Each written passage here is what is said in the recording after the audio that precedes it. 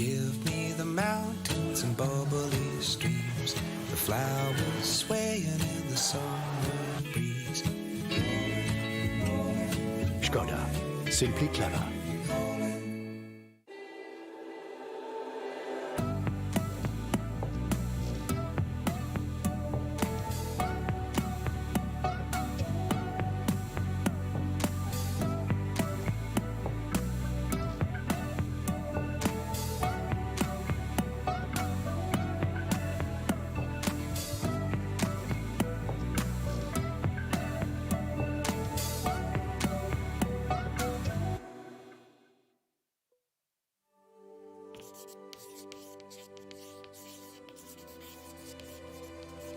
Giving up was never part of our mindset. Right from the beginning, challenges spurred our inventiveness. When Václav Klemens' complaint about an inferior bicycle was rejected, the young bookseller answered, "In that case, I'll produce my own bikes." He and his partner Václav Laurin didn't stop there. Soon their inventiveness was tested once again, mastering the combustion engine. The Laurin and Clement motorcycles were followed by their first car, the Laurin and Clement Voiturette A.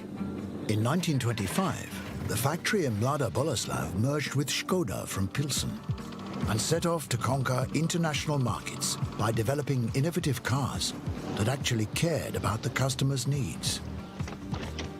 The existential threat of the world economic crisis only boosted the inventiveness of the company. While other car manufacturers disappeared, Škoda radically changed its product palette and offered cars which were more affordable for a broader audience. Since then, Škoda has been the biggest selling car brand in the Czech lands. It wasn't long before history set the next hurdle. The war was over, the challenges were not. But once again, our spirit of inventiveness proved stronger. From the 50s on, legendary cars were created. Finally, a new era began, and we started, what else? Tackling new challenges. Partnering with Volkswagen, Škoda combined inventiveness with the experience of a global player. Cars like the new generation Octavia, the Fabia, the Superb, and the Scala followed. From the Kodiaq on, we enlarged our SUV range. Model after model surprised with great design and simply clever ideas that showed a deep understanding of human needs. Since then, Škoda has not only convinced but excited millions of customers in more than 100 countries. Now we are in the middle of a new challenge. After 125 years, we electrify our cars and digitalize our business. How will we respond? By transforming from a traditional car manufacturer into a simply clever company for the best mobility solutions. Knowing that challenges only spur our unshakable spirit of human inventiveness. Škoda. Simply clever.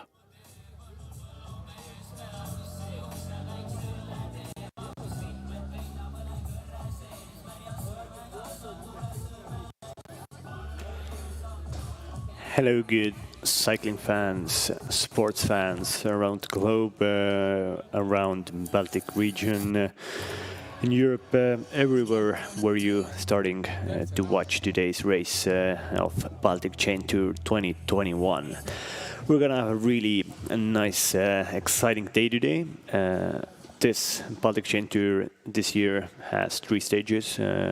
In 2 countries. This is not a lot of cycling races go through countries, so it's a really special thing. The weather in Tallinn is pretty good, 17 degrees, wind is 5 meters per second, humidity 87%. Just before the start, when the racers started to get ready, then there was huge showers for a few seconds. You can see the tarmac behind the riders is really wet, but it shows really good weather today. So it should the sun should come out, and the riders will have a very nice day on their bikes. But here are some footage before the start when all the teams we're getting ready, getting their last food in before the race, getting bottles ready, getting their clothes ready, because when you have rain and then it's gonna go a little nicer, then you have to be really aware what clothing are you gonna wear for the day. And here's some natural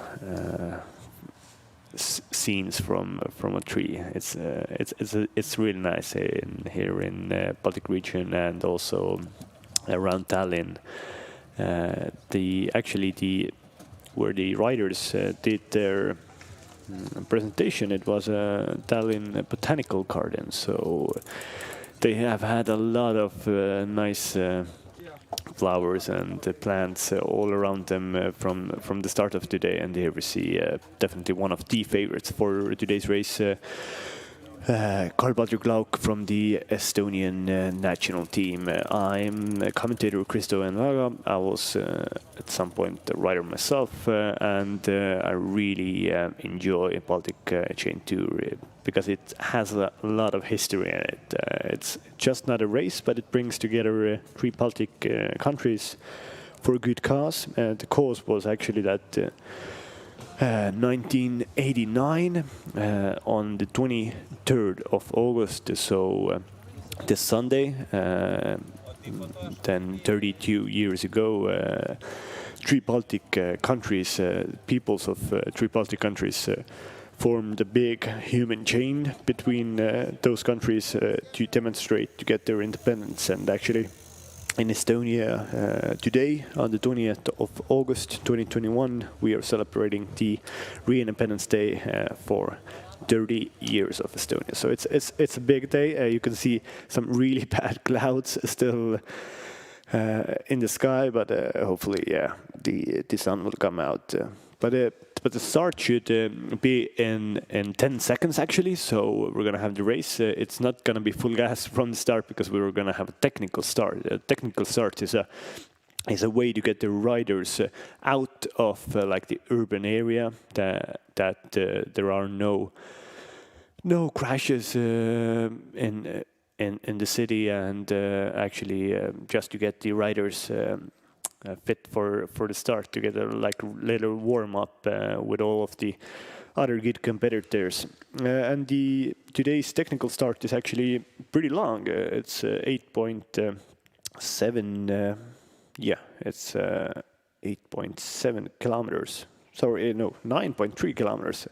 Today's race is 164.8 kilometers, and actually the start is here in Tallinn, just next to the Estonian velodrome. It's an outdoor velodrome, and the finish is also here. So they're gonna do one big lap, and they're gonna come back here, and then they're gonna have some smaller circuits around Tallinn, Pirita area.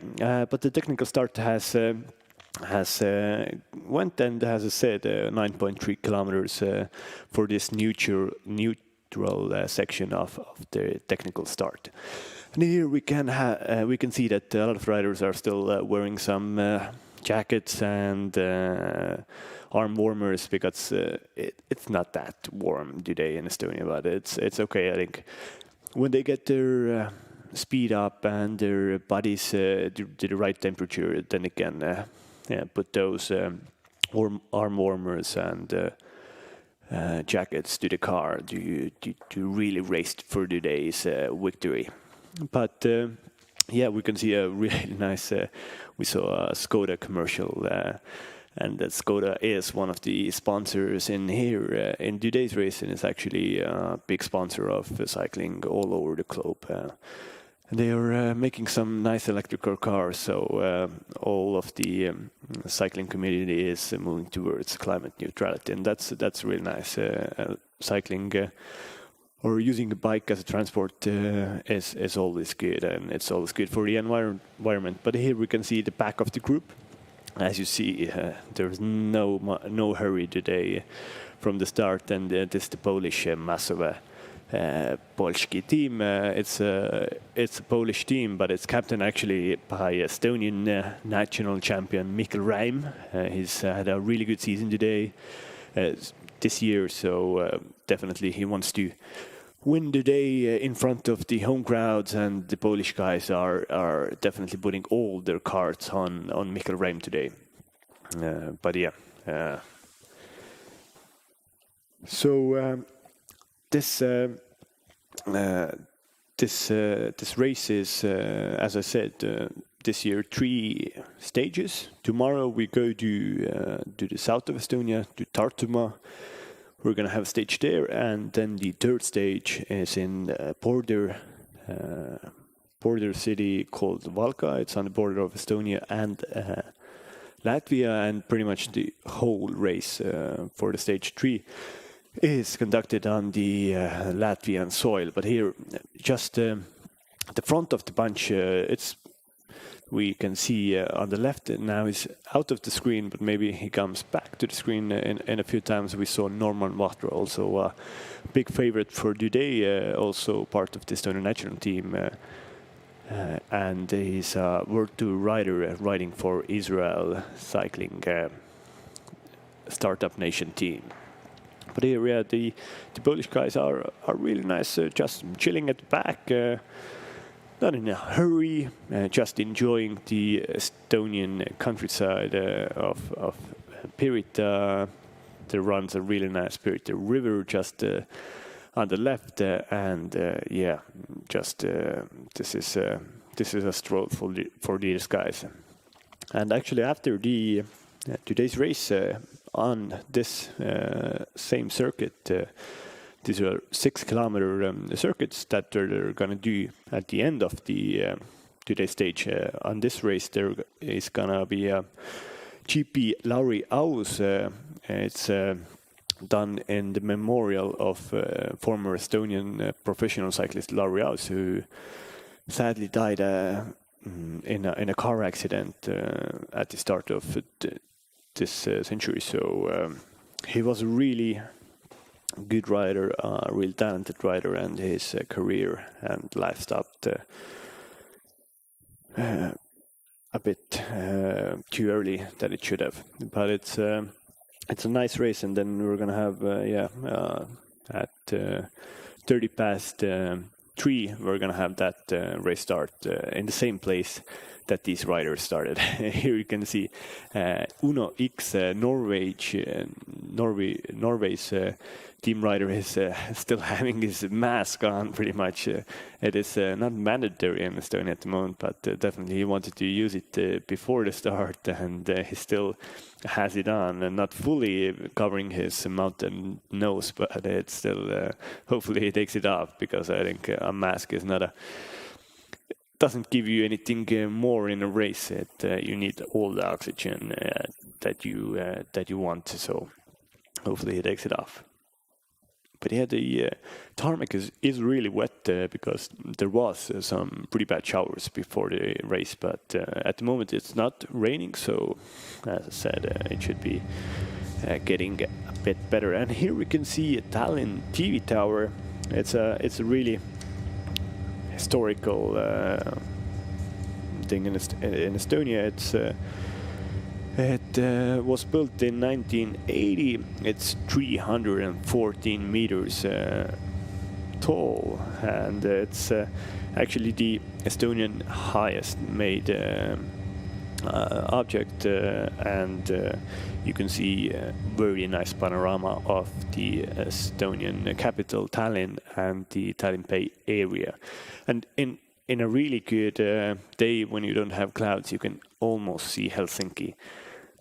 So the Finnish capital is almost seen on top of the Tallinn TV tower when the weather is good. So,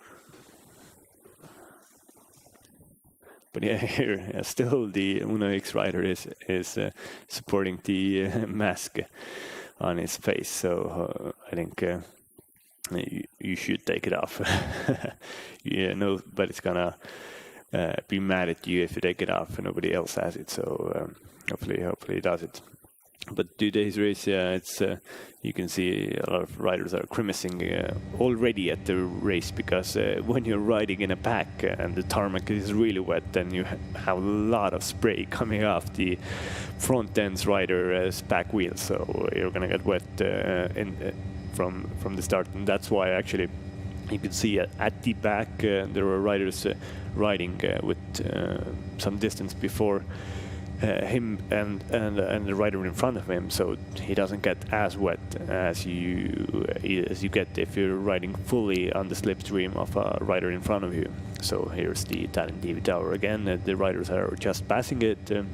So yeah, 170 meters high platform is giving a nice panorama of Tallinn, and definitely if you can visit Tallinn, if you haven't visited, you definitely have to come.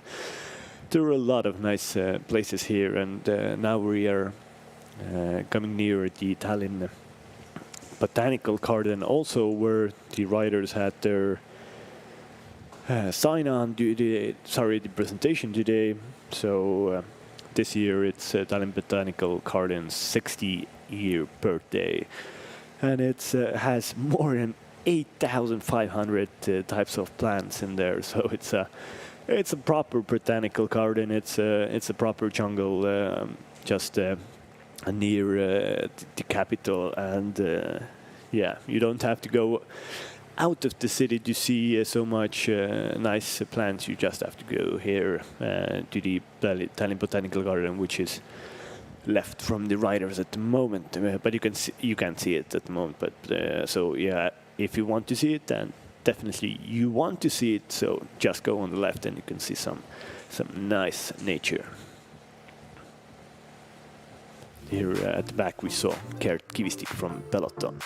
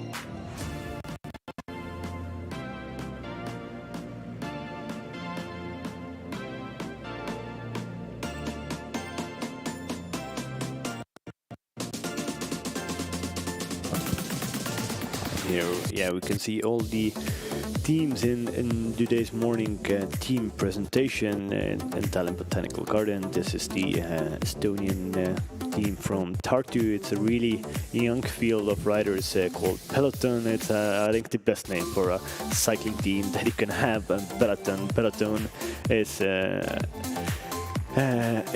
a group in a cycling race. So this is the French team, which has actually two Estonians. So it's a nice team that a lot of Baltic countries have been in that race. And this is Team France defense. So they are defending France, and today they are wanting to win in Estonia. This is the Dutch team, global cycling team, but a global cycling team only consists of Dutch riders today, but it's still global definitely, and this one of the favorites for today, Marshall's Polski team.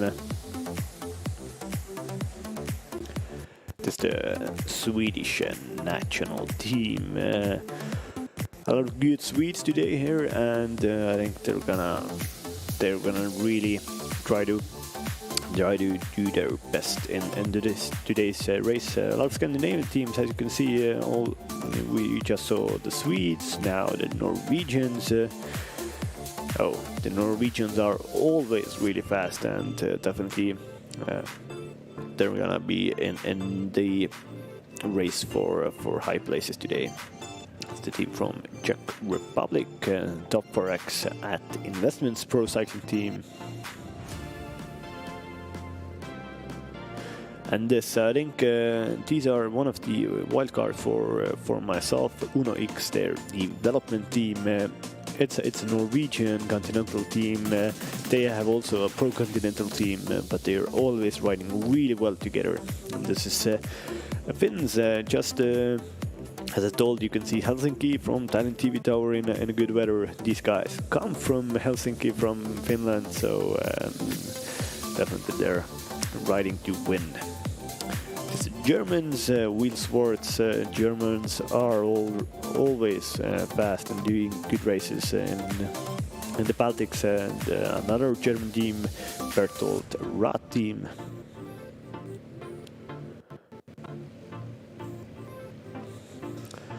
Yeah, this is Francis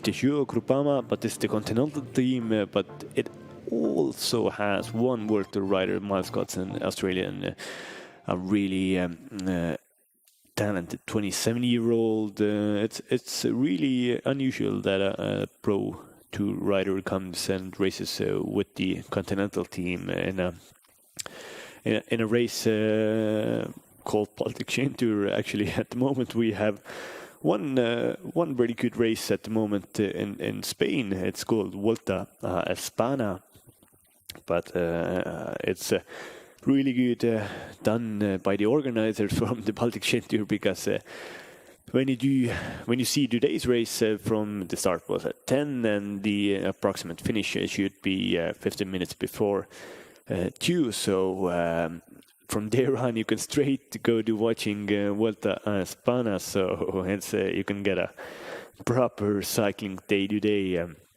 But the riders are still in the neutral section. They just came out of Tallinn, and they should have the real start soon. And you can see Norman Vatra, the World Tour riders riding for Israel Stardom Nation, Estonian national team, one of the favorites for today's race. A really powerhouse sprinter. Norman Vatra is just right in the slipstream of the commissar's car. So he's preserving his energy and ready to really go full gas today. But now, yeah, we have come out of Tallinn, and we should have the actual start in a few kilometers. Neutral section still, and there's a lot of roundabouts here. Hopefully all of the guys stay upright. It is a bit technical doing these roundabouts. Hopefully, yeah. No, everybody comes through because the base is not on. If the base would be on, then it would be really hectic with this slippery tarmac. Just rained, and we can see that the start has been given for the race, and we can see first attacks from it seems like the from the Dutch team. Yeah, the race has been on now for a few hundred meters, so 164.8 kilometers, and then we're going to be back in Pirita, where the start was today. Then we're gonna see who's the winner of Stage 1 2021 Baltic Chain Tour. Last year we had a very interesting race for the first stage. It was even more horrible weather. Last year it rained for the whole race. It was really cold, and two Estonians got away in the middle part of the race, Alo Yakin and Gert Jõer, and they did a perfect tandem race. Nobody could catch them. The peloton tried. The Estonian continental team, Team Tartu at the moment, put all their eggs in the basket to get the 2 riders back, but they couldn't. And then Aloyakin ahead of Gertier won stage 1 last year, and there was a 2-second advantage between them and the peloton.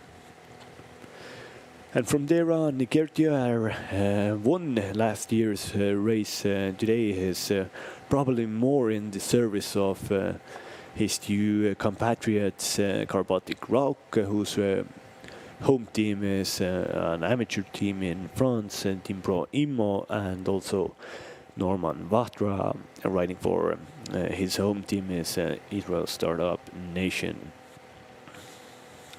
But there have been some nice attacks already. Hopefully we can go back to the front, and I think when the field is not that big, it's so it should be around 110 riders today, 114 approximately. So it's a good opportunity to get a good breakaway of 5+ riders, and all of the big teams have to be in there. And if you get an advantage of 2-3 minutes, then it's really hard to bring them back. When you have small teams that they have here, 6 riders, there's another roundabout here. Hopefully everybody comes through clean. Yeah, the breakaway is true. Hopefully the peloton comes through also. You can see a few riders from the peloton went on the left, and you can see how much they actually lost the ground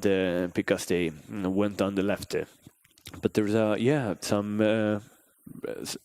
nice breakaway attack from the start, but Francesco Gio Groupama's rider sees that this is pretty. This is not ideal for them, and they really want to bring this back. And then you can see on the front of the peloton rider Kivistik gives his turn to Andris Vozakans, a big powerhouse, probably the tallest guy in this peloton, riding for national team Latvia. But the Swedish national champion is really riding very active front of the start of the race. We saw him attack again. And I told that the sun's gonna come out, but unfortunately I was wrong. It's the clouds are gathering, and it seems that it's gonna bring more rain to today's race, not sunshine. But it's unusual actually, because we have had really warm summer this year, and it's a bit unusual for the Baltic countries to have this warm summer. So now the realistic conditions are back, and we have some rain today. But yeah, seeing Francesco Gio Groupama rider wanted to attack, but Masha Sepolski closed that down. You can see on the right, you can see Mikael Räim. He's supporting the not riding with the Estonian national champion jersey, but he has his red jacket on. You couldn't see the really beautiful national championship jersey.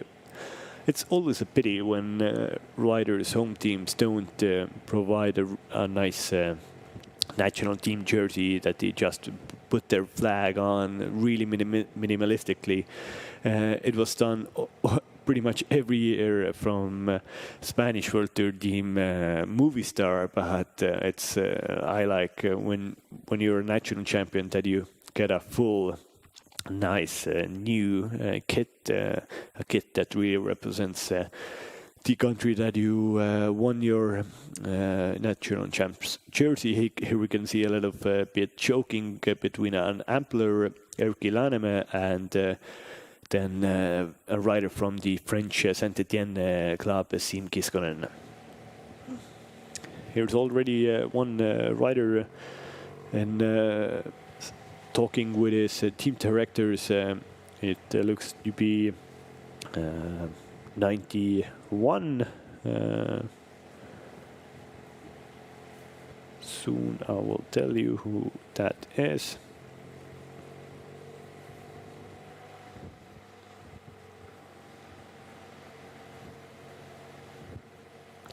It was Merckx Beater from Global Cycling Team. Already talking a little bit of tactics with his team director. They don't, or a lot of riders shouldn't have radios today. So when you want to talk to your team, you should go back to the car and talk with your sports director. Communication is really important for riders in a race, and definitely a race like today when you have a lot of the weather plays a big factor today. Also the wind, and you have to talk with your riders, your teammates in the race. How are you feeling? Because you have to have confidence in your team. If you are feeling good and you were the designated rider to race for a high place in the ride, when you don't tell that you are not feeling good, then you jeopardize the whole team's possibility to get a good result in the race. But yeah, here we can see there's a bit of calming down in the peloton when the technical start was given. Then the riders went on attacks, but now it's calmed down. Nobody wants to be at the front for 160 kilometers, or they want to be in front for 160 kilometers with a special perfect breakaway. And it's always this is a gamble. It's you have to be smart, you have to be in the right place at the same time, and you have to analyze the race. How are the other teams riding? What are the other teams' tactics? Which team are riding for a sprint finish? Which team is riding to just break the field? And you can see the Polish team, Mazowiecki Polski, is riding to break the field. That there should be a really nice open field coming up, like 5 kilometers open field, and the wind should come from the right side. So a perfect opportunity to do crosswinds. And here we can see the national champion of Estonia, Mikkel Raim, is doing the pace on the front and putting all the riders in the gutters. And already we can see some distance between riders and gaps opening up. This is racing at its best. 157 kilometers to go, and already guys are in the gutter. Guys are grimacing. This is cycling. We love cycling because of this. We can see that Norman Matra, one of the favorites, is just bridging across with no one. He just missed the break that the Mazowiecki Polski did, and everybody now has to go full gas, because if you let one team, the whole team, to ride away from the start like this, and then it's gonna be a hard race for everybody. And Mazowiecki Polski is doing something perfect, I would say. But Norman Matra, you can see he's the lone rider between two groups. He wasn't able to bridge the gap to the front group, and now he just waited for the peloton to come up. But it's, as you can see, all of the Mazowiecki Polski riders are on the front. 6 riders are here, and they are going full gas. But it's a big ask to be on the front for 155 kilometers. You see you see Juntunen from Ampler team here on the front, a Finnish guy, really good rider in mountain bikes also. And a lot of teams have missed this break, but there are the Estonians here are four Ampler teams. Sorry, three Estonian national team riders: Gert Jõeäär, Baltic Lauk, and Kirill Tarasov. Then 6 riders from the whole team of Maševaske Polski, 4 riders from Ampler team development team, and 1 lone rider from Team Peloton, Gert Kivistik. So, whoa, this is quite a start. Just as I said that the ride was being calmed down, a Polish team took the ride to their own hands and put the gas, full gas on. But you can see the gap hasn't gone bigger with this front group and the peloton. So I think it should come together, but it shows just what the tactics are for the Polish team, and you can definitely anticipate a really exciting finish, a really exciting race for the whole stage today. So yeah, it's it was a gamble from this Polish team. They still have a little gap between the peloton, but I don't think that this will go anywhere. So, but of course we will see until the gap hasn't been breached by the peloton. Then it's still a bit of an alarming position that the peloton has, that they let the one full team go away with also a lot of riders from Ampler team development team. So Ampler is a Baltic project. It's designed specifically for under 23 riders as a development team to get their opportunity in a lot of races, riding with each other, riding with Baltic people from the Baltic countries, and also from a lot of riders from the Finnish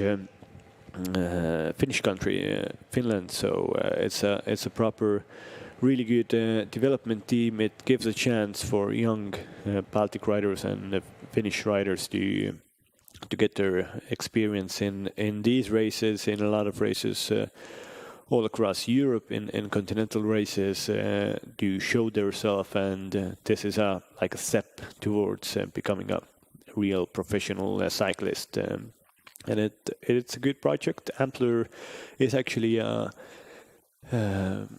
bicycle making company in Estonia. They do more like leisure bicycles. They are doing electrical bicycles, and it's a nice company. And say it's super that they are investing in youth, and you can see its investment is paying back, because you can see 4 riders riding on the front here. You can see Ampler logos everywhere, and it's good publicity. You can say that there's not a lot of sports that you can get for so long, so much publicity if you're a sponsor. So if you have a company, then definitely try to help some cycling teams race their bikes and bring more people riding their bikes. And you can see here Baltic Lauk, Estonian national team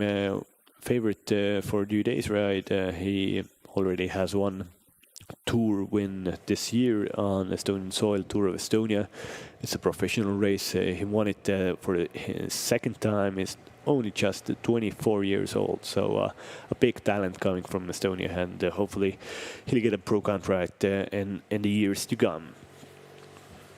But as you can see, the peloton is not going berserk. They're just keeping the group in front, and I think, as I said, it's really hard to see that this group will go right through the finish, but you can never know. So the gap has become a bit bigger. It's I would say around 10-15 seconds, but it's nothing really dangerous at the moment. But it's It's a gamble in that way is also that you can wear your riders out. Your whole team is here, and also the when you talk about Maciej Polski and their leader, Mikko Räim is also here, and he's doing work. You should, at this stage of the race, you should keep him as fresh as you can. You should sacrifice other riders to just have Mikko Räim be on the wheels of riders, and now he went to the back of the group, and I think it's a smart move for Mikko Räim because the Peloton is coming, and they should catch the breakaway in a few minutes, in a few kilometers.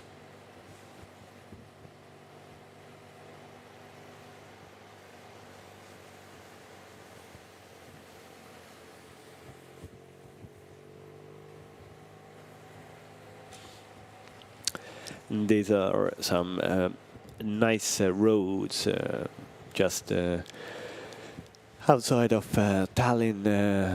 Nice untouched nature on both sides of the road.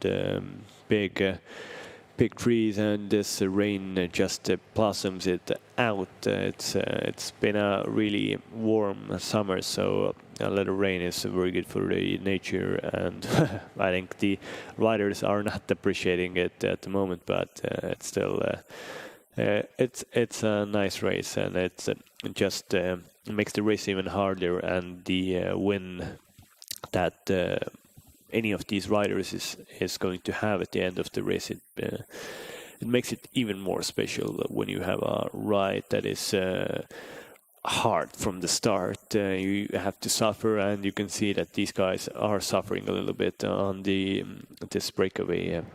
It's interesting that the Ampler and Estonian national team are doing cooperation with Maciej Polski, because it seems that Maciej Polski is definitely one of the strongest teams as a whole. They have riders that are racing really good calendars in the year, and they have a perfect leader to work for, Mikko Räim. So I wouldn't be really keen on working with Maciej Polski in that breakaway, but you have to do some work. Cycling is a fun thing that you can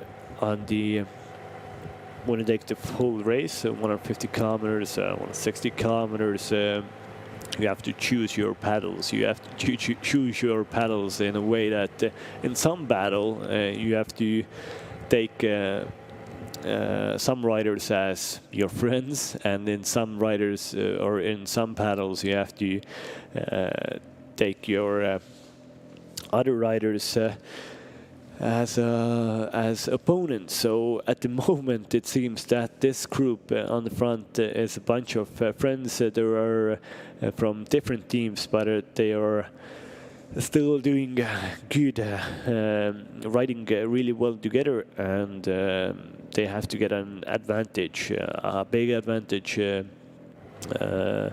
from the peloton to get away of the race. This is the main group. It is called the peloton in cycling terms. I'm not referring to the team today called Peloton from team from Estonia, but yeah, cycling terms, this is a peloton. And if you have watched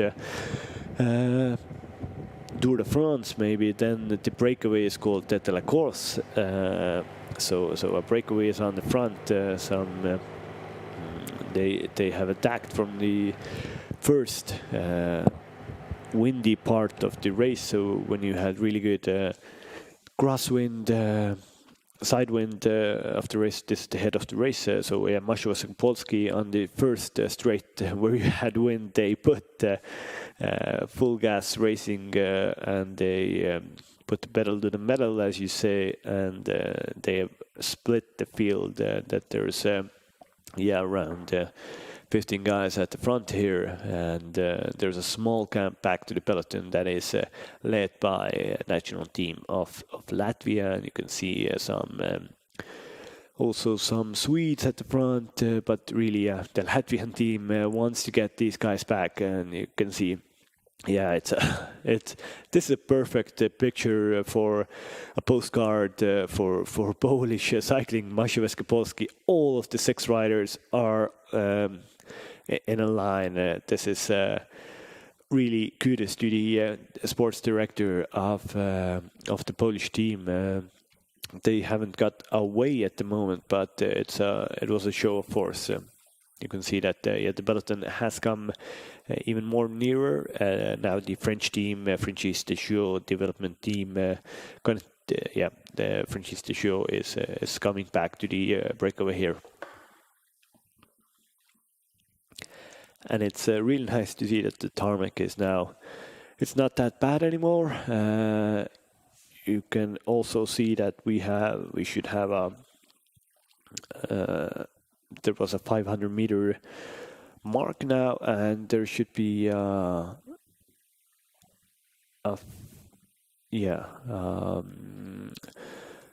finish for some points. So now the race is all back together. The breakaway has been got, and this is the first sprint finish of the race, an intermediate sprint. Who's going to win it? You can see some Polski riders there, and also Gert Kivistik, and that was definitely, Mikkel Reim was third there, but I didn't see if it was Gert Kivistik from peloton. It looked like he was second, and a rider from the Polish team won that sprint, but we're gonna have some confirmation in a few seconds. But now the race is all back together. You would say that if the Polish rider won that intermediate sprint, then this attack that they did, this team attack, as you could say, they did at the front of the race, the start of the race, was a good idea, because you can get some good points and some bonus seconds as well.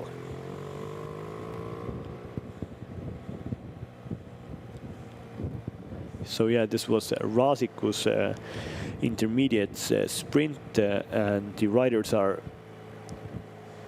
doing an average speed of 48 kilometers an hour according to the schedule. So you could see that these riders aren't holding back anything, and they want to get as fast as possible back to Tallinn, Pirita. And now the Franchise Deschaux team, they brought back the breakaway, and now they are going on attack, because in a race or in anywhere, the best defense is attacking, and when you are in the breakaway, your team doesn't have to do any work in the peloton. So it's good tactics to always do that.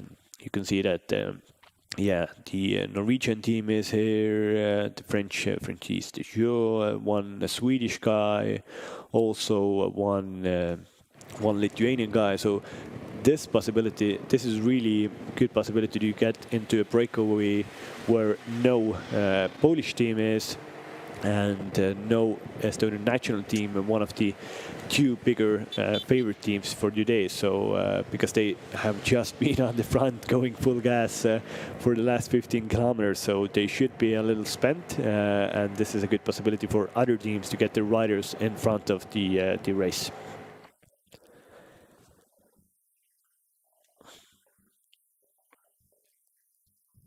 And yeah, here a nice breakaway is forming here, like even 8 riders, and as I just said, that it's going to be a nice possibility to get into a breakaway where no Polish rider is going to be from Maciej Polski. You can see that one rider is on the tails of these attackers and really doing really good policing work, and not letting a big breakaway get away without the rider in there. And this is really good tactics from HRE Maciej Polski team. A Swedish national rider is on the front now, but this attack has been nullified, and the peloton is back together. The Swede understood that and just gave his gave his he showed with his elbow that no point of going any further. Let's wait to get the back together, and I'll choose myself next battle, next attack to do, and maybe then he is successful. So yeah, the back is all together. 113 riders here, but still attacks are coming fast and from left, right, and center. And the Polish team again, they are going to attack. They are in front. Uno X riders from the Norwegian team, Latvian national team is here. Well, the Latvians are doing a good race today. Also, the Norwegian riders from Uno X. I think Uno X riders are one of the black horses for today. They don't have a designated sprinter, so they are more or less going for attacks, and they can do that perfectly. So yeah, it's an exciting race, and here we should see for the next few kilometers, or even for the next 20 kilometers, a lot of attacking to form a breakaway and get away of the peloton. Give me the mountains and bubbly streams, the flowers swaying in the summer breeze, the butterflies, birds and bees. That's the rolling life for me.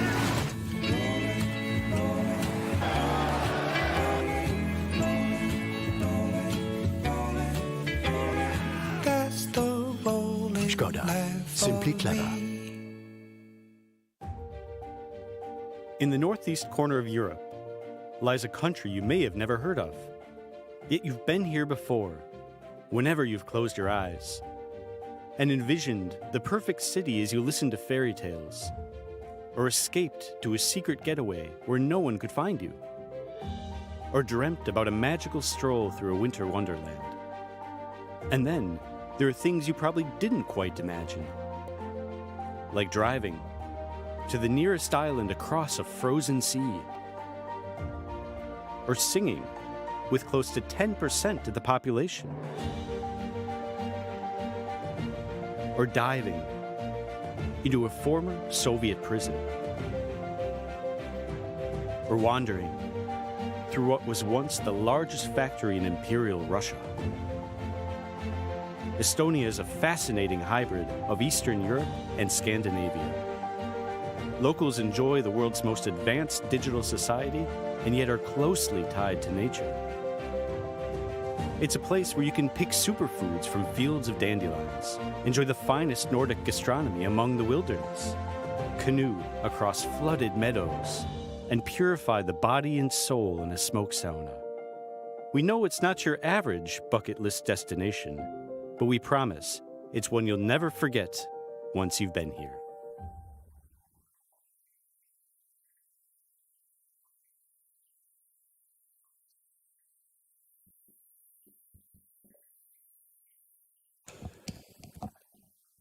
And you're back in the race, watching Baltic Chain Tour 2021, Stage 1. You see a really nice commercial about the Baltic Chain story.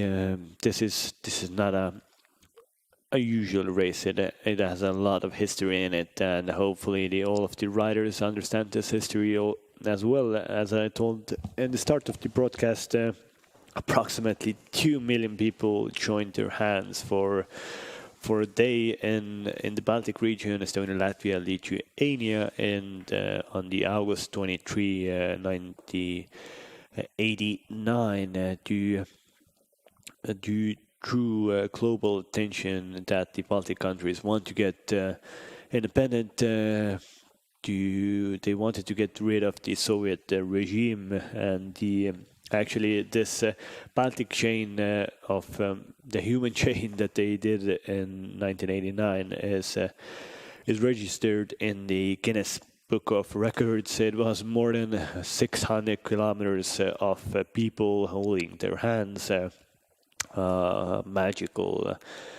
Magical moment, definitely, for whole of the people that were in that chain. And this cycling tour represents that story, that event 22 years ago, and the tradition actually was even before that event. It started in 1955, and a Baltic tour was done until 1987, and in 2010 in Riga, 3 presidents of 3 national cycling unions signed the cooperation that they're bringing back the traditional Baltic cycling tour. And from 2011,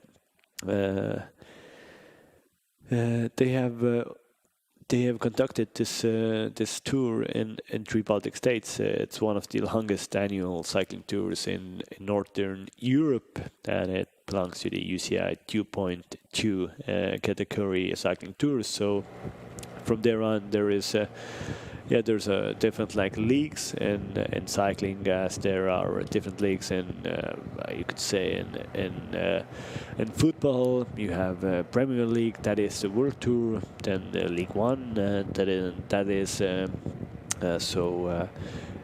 2 horse category, and then League 2 is 2.1, and from there on this is 2.2. But it's a great field of riders coming from a lot of different nations, and it's a high class field today. Here you can see a French rider with a Norwegian on the back of the wheel, and then also a Czech Republic representative, and champion of Sweden. He's doing a really hard race today.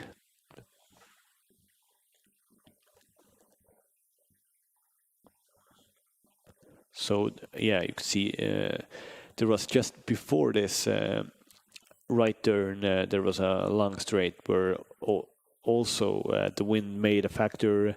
It was a possibility to do more side wind action, but it wasn't as long as the first part of the stage, where the Polish Maciej Skopolski really turned the gas on and split the field for a few kilometers, but now they're back together, and you can see on the front of the bunch there is Josten Weidem riding for Estonian national team, bringing back this little 4-man breakaway.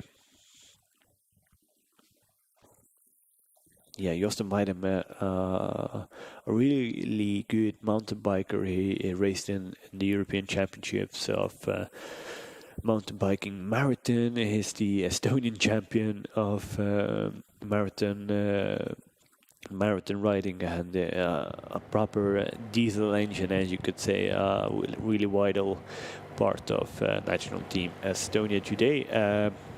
But yeah, here there's still 135 kilometers to the finish. That's a lot.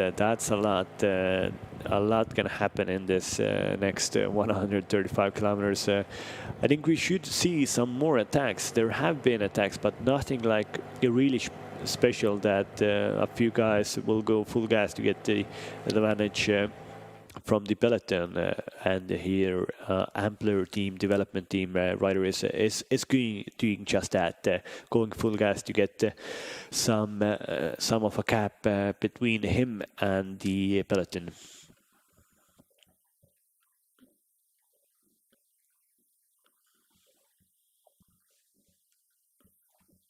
Yeah, Ampler team rider.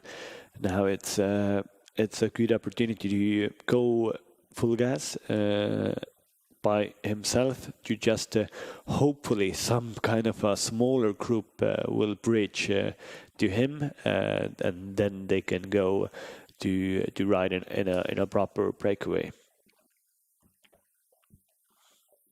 But it's nobody wants to let riders go away. So at the back of the field, you could say that, yeah, everybody's riding really defensively at the moment. Nobody wants to give any team an advantage. Definitely the wake-up call that the Polish team did at the start of the race was a thing of a beauty, that all the riders saw that, oh my, we have to really race for today's race. We can't let anybody go, and that this is not just a race that you do when the first 160 kilometers up. One Saint-Étienne rider was on the left. There was a lot of loose gravel there and a lot of really moist watery gravel. When you go on the side, it's really easy to crash, but hopefully he stayed up, and hopefully the other riders will stay up. Also, you don't want to go on the gravel part. On the sides of the road, you can have there's a big risk of getting a puncture, and the big risk of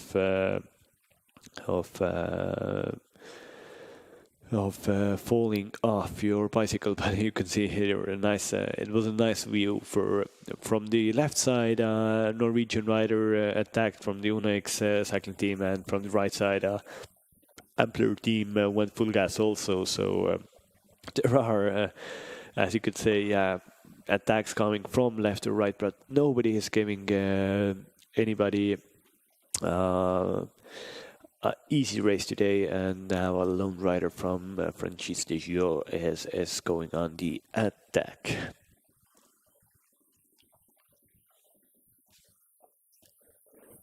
But right when the French rider attacked, four riders are on the back of his wheel, and yeah, nobody wants to let anybody off the leash. Here at the back, there is, rider just doing nothing extraordinary. There's a rider from Team France Defense, 83, Nicolas Colottini, French rider, just waiting for his moment to go on the offensive to help his teammates and ride a proper race. Now a big breakaway is forming at the front, but it's I think this is a really a dangerous breakaway, where you can see a lot of you can see Karl Walter Klauke from the Estonian national team is signaling to his teammates, come to the front of the race, attack, control, let's do attacking race, because Lauke he has a really good sprint leg, but he likes a hard race. He likes when he can go full gas, and that's one of his specialties, that maybe he's not the fastest rider in a finish, but his sprint is as good as at the end of a 150 kilometer full gas race, and it's as good as a 150 kilometers easy race. So that's his way to win the race. But now you can see the map of the race. There's one big loop that we're doing at the moment. We are approaching Kuusalu in near the more eastern part of the ride today, and we're doing big loop, and then we're going to come back from Loksa and then riding straight back to Tallinn, to Pirita, to the Pirita Velodrome, where we can see in 131 kilometers who's the winner of Stage 1 2021 Baltic Chain Tour. You can see, the main group is all together, and no hurry at the moment to get nobody has gotten any advantage of this race at the moment. So peloton is just riding together as a big happy family that is doing a lot of attacks for the whole race.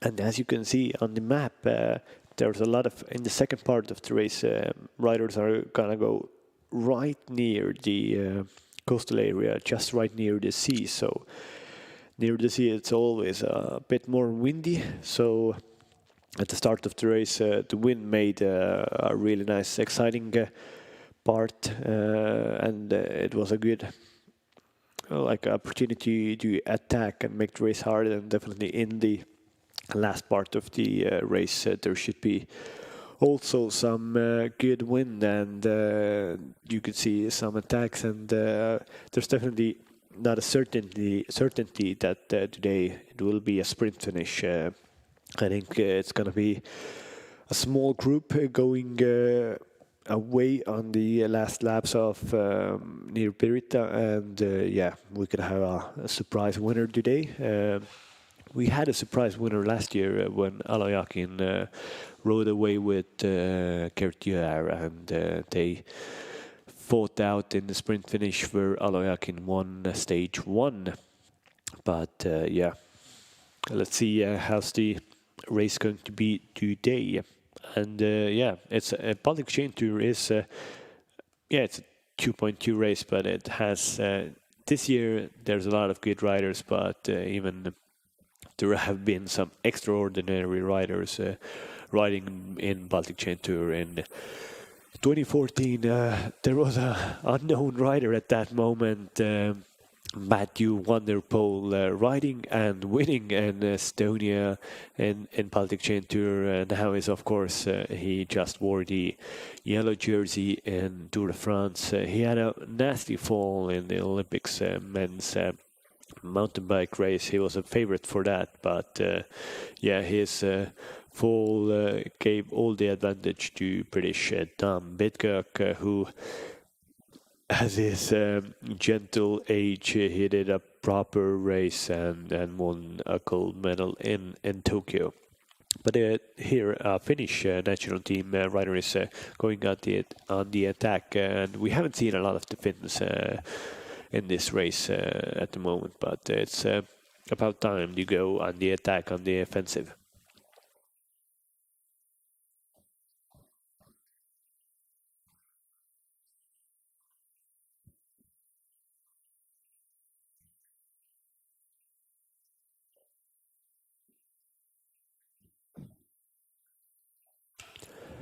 So yeah, the Finn went on the attack, and it looked like Lithuanian rider tried to counter-attack him on the fronts. Now we're going under the Tallinn-Narva highway. It's the main highway where you can get from Tallinn to Russia if you want. They're going under here, hopefully, and I know they are not going on the highway. There's a lot of traffic there, so it's not a good idea. But yeah, still attacks are coming thick and fast, but nobody's getting an advantage. It's maybe it's the fact that this race is you can always see your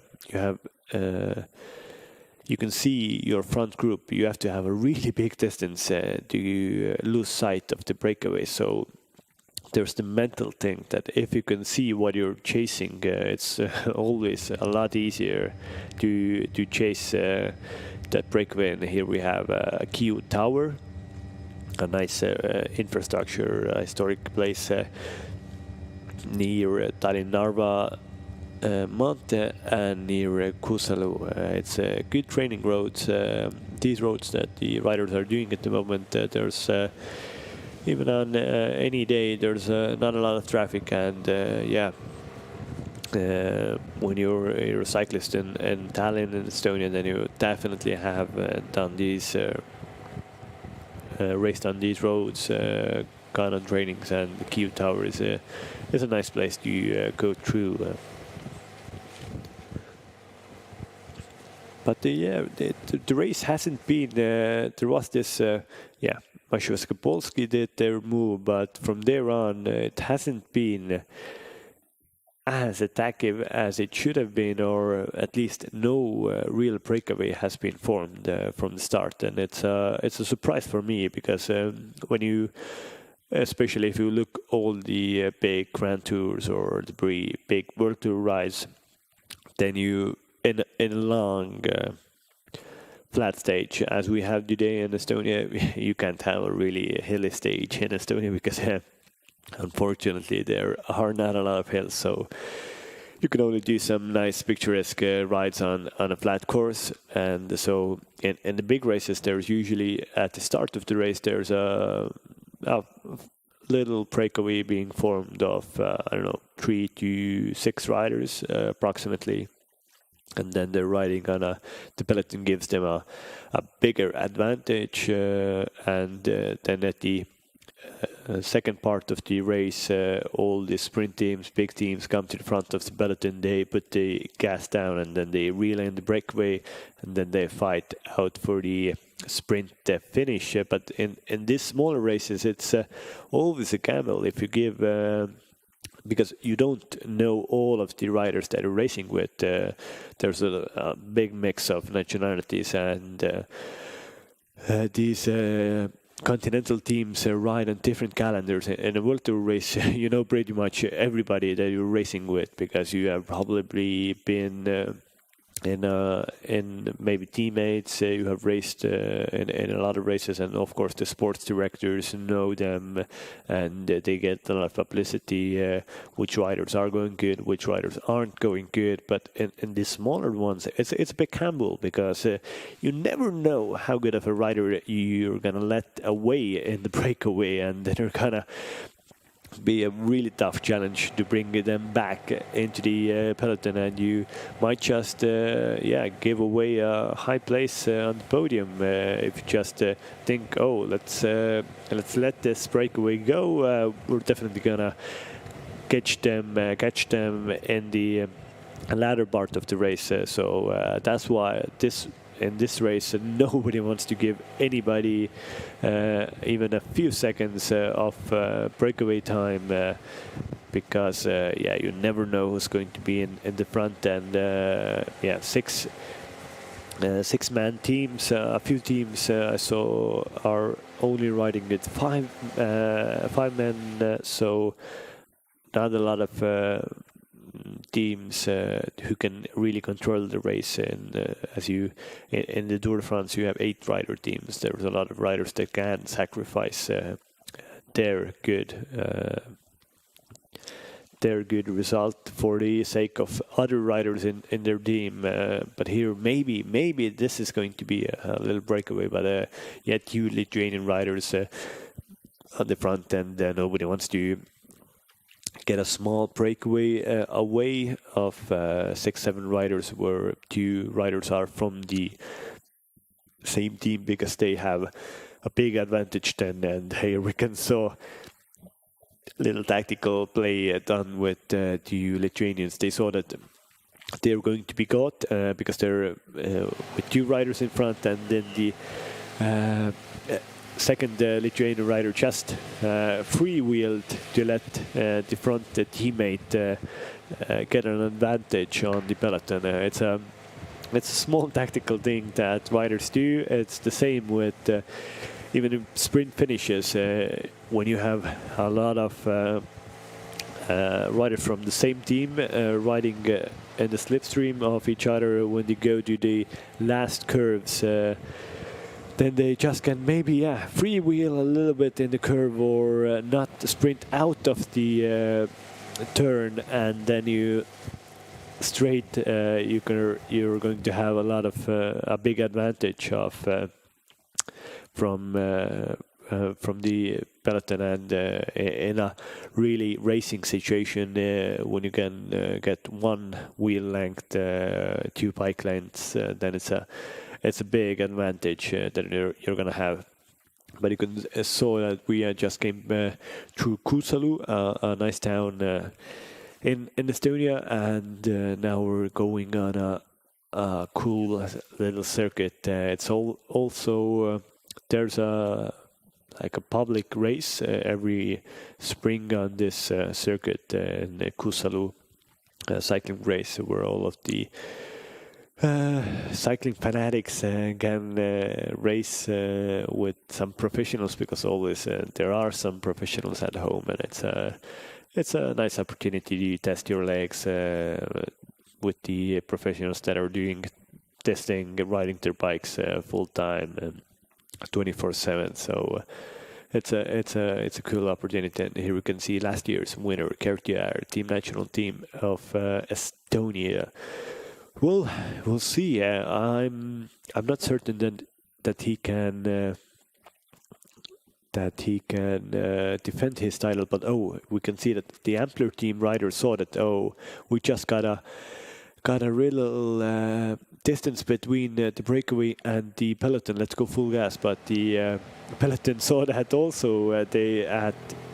For a few seconds they just went across the road, and when a peloton is across the road, then it shows that they are not going full gas. When the peloton is really stretched out, everybody is on the slipstream of others 1-2s, then you can say that they were going full gas and they're not letting anything come past them. And but here we can see the peloton is really all together across the road, but now in the front of the field there are some more attacks, and nobody wants to get away. Nobody wants to let anybody get away. That's more of a thing. And yeah, peloton rider Kurt Kivistik goes alone now. It's you have to be sneaky. You have to when you do attack from when you're like sprinting on your bike. It just shows that you're going really full gas, but it's you have to be sneaky. You have to come from the back with a bit of more speed on your.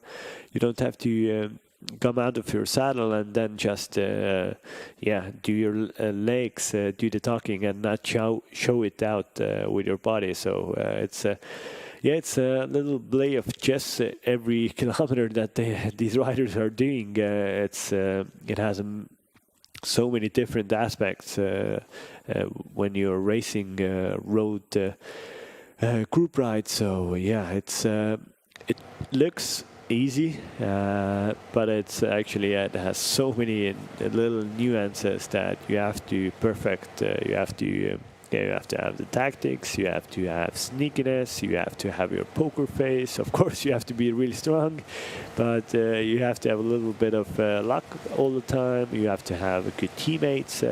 So yeah, it's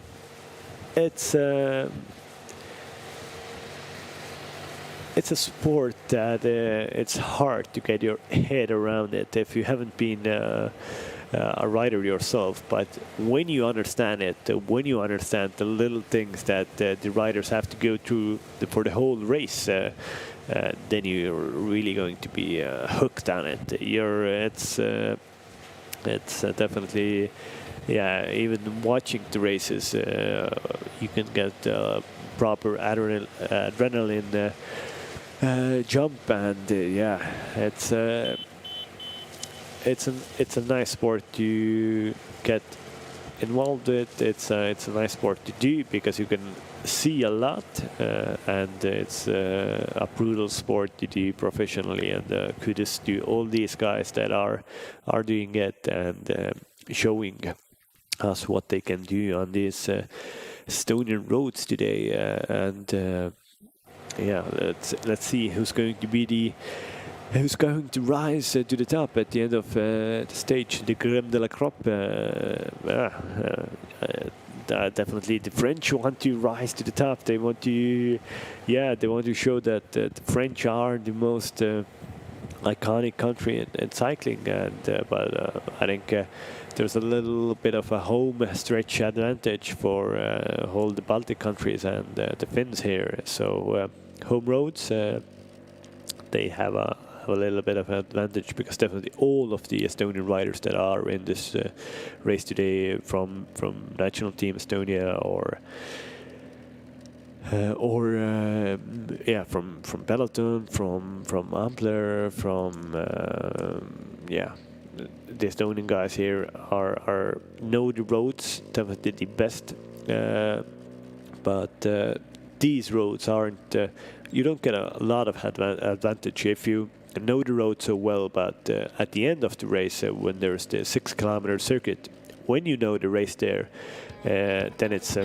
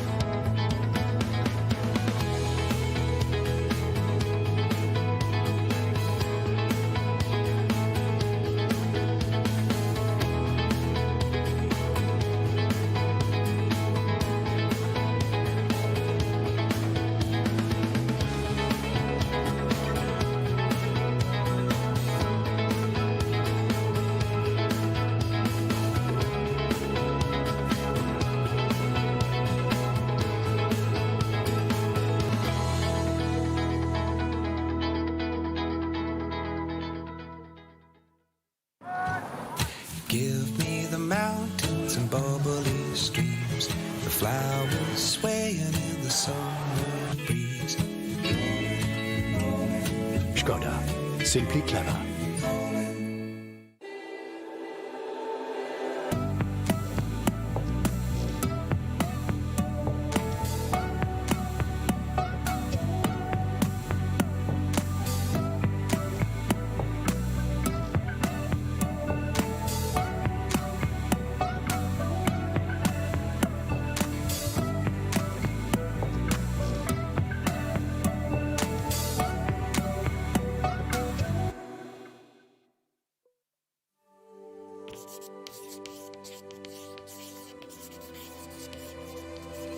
Giving up was never part of our mindset.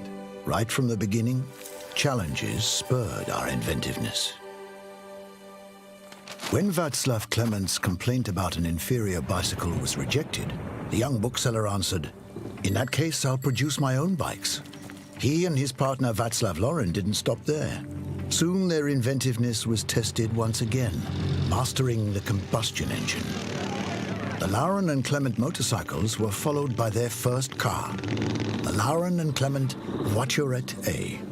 In 1925, the factory in Mlada Boleslav merged with Škoda from Pilsen and set off to conquer international markets by developing innovative cars that actually cared about the customer's needs. The existential threat of the world economic crisis only boosted the inventiveness of the company. While other car manufacturers disappeared, Škoda radically changed its product palette and offered cars which were more affordable for a broader audience. Since then, Škoda has been the biggest selling car brand in the Czech lands. It wasn't long before history set the next hurdle. The war was over, the challenges were not. But once again, our spirit of inventiveness proved stronger. From the 50s on, legendary cars were created.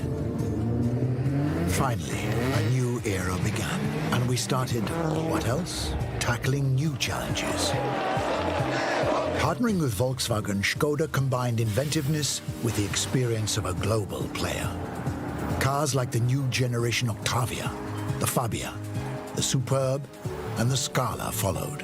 From the Kodiaq on, we enlarged our SUV range. Model after model surprised with great design and simply clever ideas that showed a deep understanding of human needs. Since then, Škoda has not only convinced but excited millions of customers in more than 100 countries. Now we are in the middle of a new challenge. After 125 years, we electrify our cars and digitalize our business. How will we respond?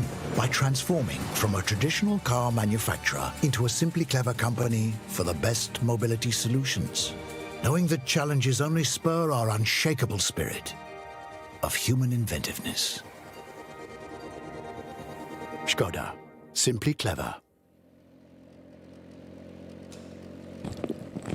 We're back live on watching Baltic Chain Tour 2021, and the racing is in the same place as we let it go before the commercial riders are attacking, but nobody's getting away.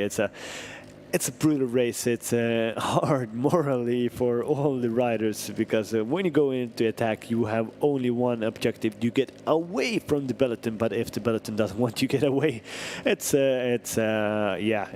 hard. You wanna get some distance, but nobody has been let off the leash. The leash is really small, really short today. Some nice pictures here, looking at the team France defense, these France defense riders, the back rider, I can see his number is 81, is pretty much the whole race being at the back, and if you watch the coverage of the race, it has been a really smart decision from the French defense rider that he's been at the back, because no rider has been off the front, and when you're riding in the back, it's so much easier.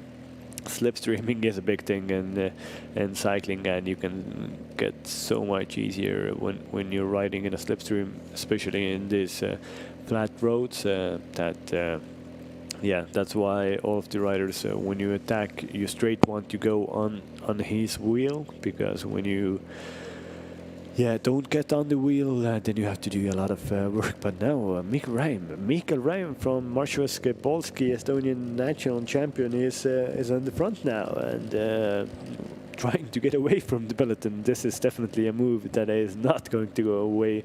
Our favorite, like Mikael Räim, is trying to go away. It's I think nobody wants to give him even talking about not talking about meters, but talking about inches. So nobody wants to give him any inch in this race today.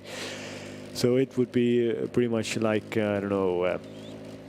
Mark Cavendish would like to go away and from the start of the Tour de France stages, and you don't want to let him get away. But now it's a bit of shaky. The picture, you can see the road is not as smooth as you would like, but again, Estonian national team rider is it looks to be like Peter Tarvis on the wheel of a rider from it looks to be from the Czech team, the Czech Republic team that have come to Estonia to race this ride. Top Forex, nope.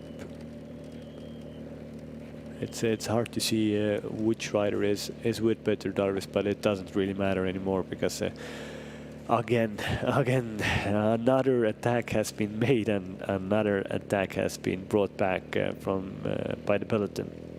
So it's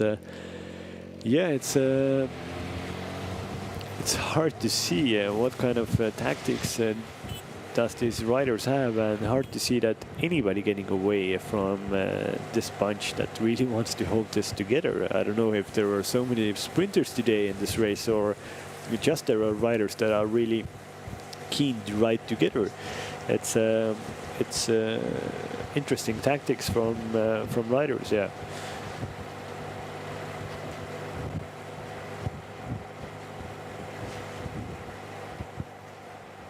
Yeah, and this is a Norwegian rider on the back, number 43 from.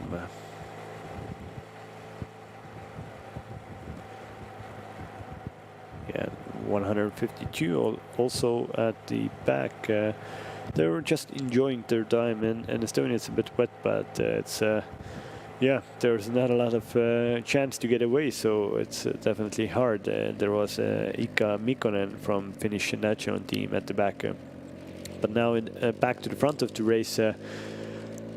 Another attack, but you can see there's Karl Baltic Lauk, 3 Ampler riders, 3 Ampler development riders are on the front, and 2 from Topex are also going on the attack. This is dangerous. This is dangerous, and you can see that the bunch knows that this is dangerous, so they don't want to get anybody go away in this attack. And it's already brought back by the Ampler team and the Polish Marshalske Polski team. Yeah, we're getting nearer 100 k's to go. We started today with 164 kilometers on the agenda. We have done already 55 kilometers, and yeah, the riders haven't had a really easy start today. It's hasn't really rained, but it's the tarmac has been constantly wet for the race, and all the riders are yeah, they're dirty and wet, which is never nice when riding a bike. You want to be clean and dry. That's the most comfortable way to ride a bicycle. But these riders don't really, yeah, that doesn't affect them.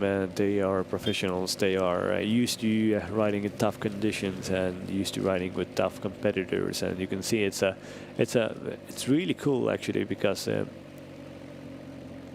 no rider has gotten into the breakaway. It shows that just how how similar riders are in this race. So it gives us a good intuition that the next 2 days, and of course today also, is going to be really exciting riders, because no team is really above everybody and no rider is above everybody. So it should be an open race for the whole 3 stages. And yeah, I think we're gonna have probably more of a surprise winner in today's stage and for the whole cycling tour, the Baltic Chain Tour. Here we can see it's nice that in these forests it's hard to get spectators out, but you have of course people riding in their cars that are forced to stop by the police, that the cyclists can come through easily and safely. And you saw just one spectator from the car was taking pictures and videos that oh, they're just embarked of a really big sports event now. It's it doesn't happen in football when you're just having a stroll and you're oh my, you're at the center of a football stage. So cycling is really special in that part. It has an opportunity for spectators to be right next to the riders on. It's the best places, of course, are in big mountain stages. Well, unfortunately, we don't have big mountain stages in this Baltic Chain Tour, but yeah, when you're racing in the southern part of Europe, then you have big mountain stages, and when riders are going really slow, 10 kilometers an hour on big climbs, calls, then when you're a spectator, you can see so many riders for a so long time, and from such a near, you can see them just right next to you. But of course, it makes some really horrifying crashes also. And at the start of stage 1 of this year's Tour de France, there was a rider holding a spectator holding a sign up, and he was smiling into the camera, and he was holding she was holding the sign up to in front of the racers, and a racer from Team Lotto Jumbo-Visma, the German Tony Martin, straight went into the sign at 50-60 kilometers per hour, and it brought down a lot of riders. So that was a nasty part of a race. But here you can see a trash shown. So yeah, this is the possibility for riders to throw their used shell buckets or used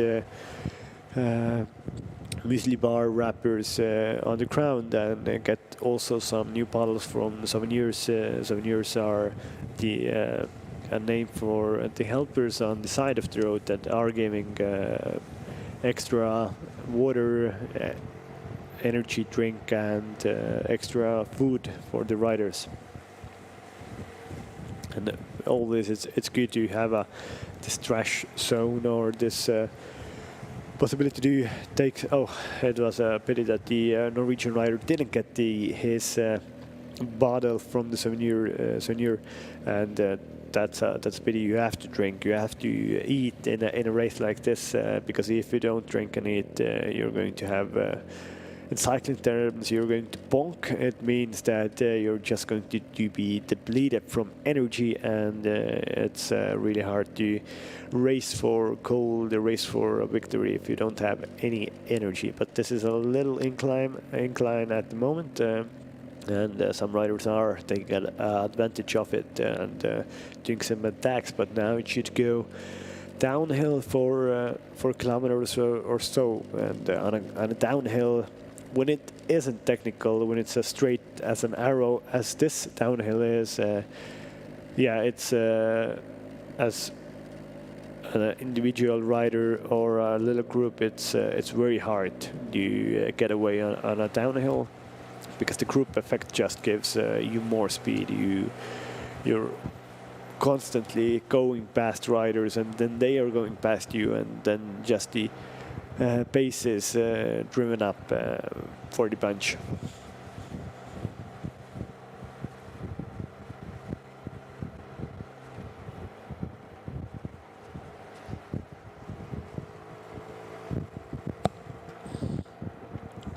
Here at the back of the field, we can see that some riders are opting for as aerodynamical position as possible, but some years ago there was a possibility to like really even get a more aerodynamical position, that you can sit on your top tube.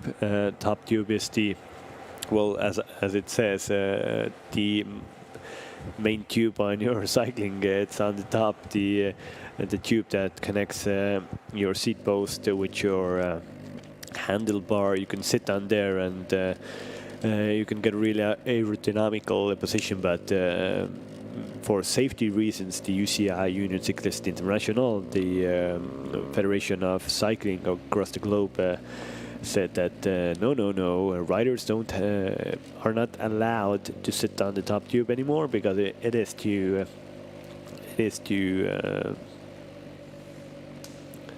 dangerous for them, and it's also dangerous for maybe even not the professionals, but it's dangerous for young riders that watch these professional racers, and they all of them want to be like these professional racers. And it doesn't only go with the young riders, it goes to also like hobby cyclists that got into accidents because they try to be as professional as possible and ride on the top tube, and it's yeah, it makes it could end in a pretty horrifying accident. So it's not allowed anymore, and also it's not allowed to use your it's like called puppy dog hands. So you can't put your hands your hands have to be really holding the handlebar, because there was at some point where a lot of riders were going just like putting their, I don't know, pretty much elbow on the handlebar and getting an aerodynamical position on the ride. But when you have a cusp of wind and you're not really actually holding your handlebar, then it could be really dangerous as well. And another attack from Francis Deschaux, and it's straight followed by a rider from the Czech Republic team and Estonian national team defending champion Gert Juer, and also a rider from the Swedish national team. And yeah, this attack is very fastly nullified, and nobody got away of the punch. But as you can see, Sunshine is coming out, and it should try out the tarmac in a few kilometers. At the moment it is really wet. You can see this is a camera on top of the motorbike, camera motorbike, and it just shut up a lot of moisture from the back of the field. And yeah, it's a proper race here, but hopefully the sunshine makes it a little easier.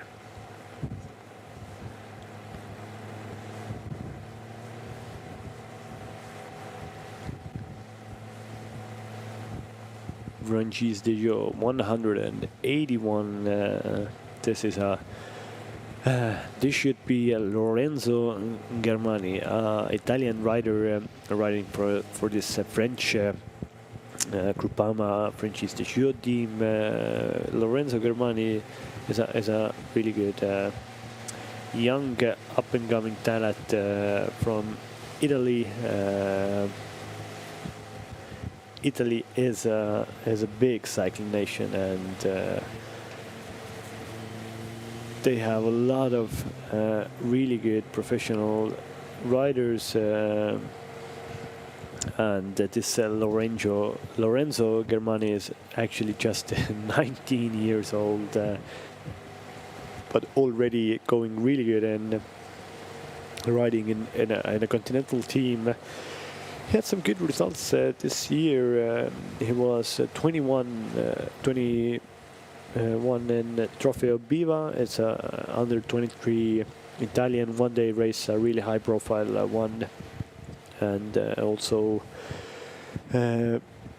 he got into the finish of Giro Ciclisto Val di Osta.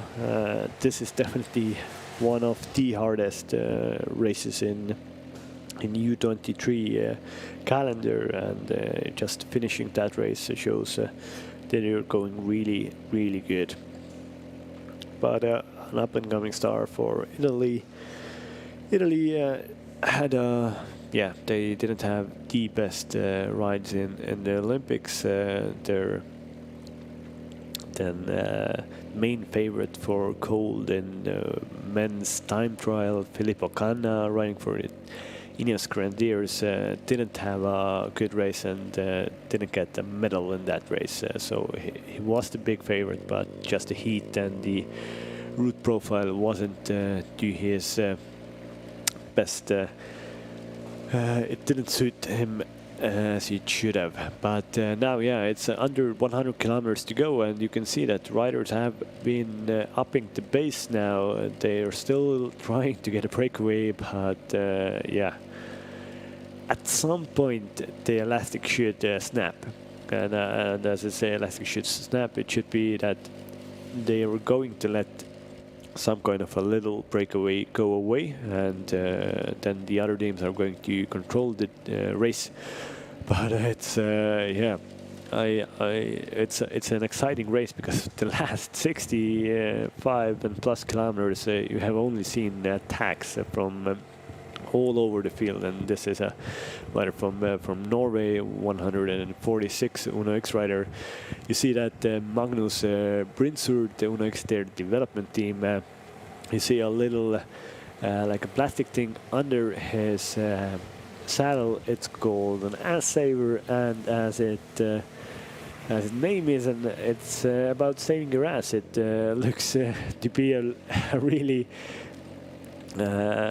funny thing that won't do anything, but actually if you use it in a race like today, when you have a lot of water on the tarmac and a lot of water coming up from the back wheel, then it actually really keeps your tights dry, and it makes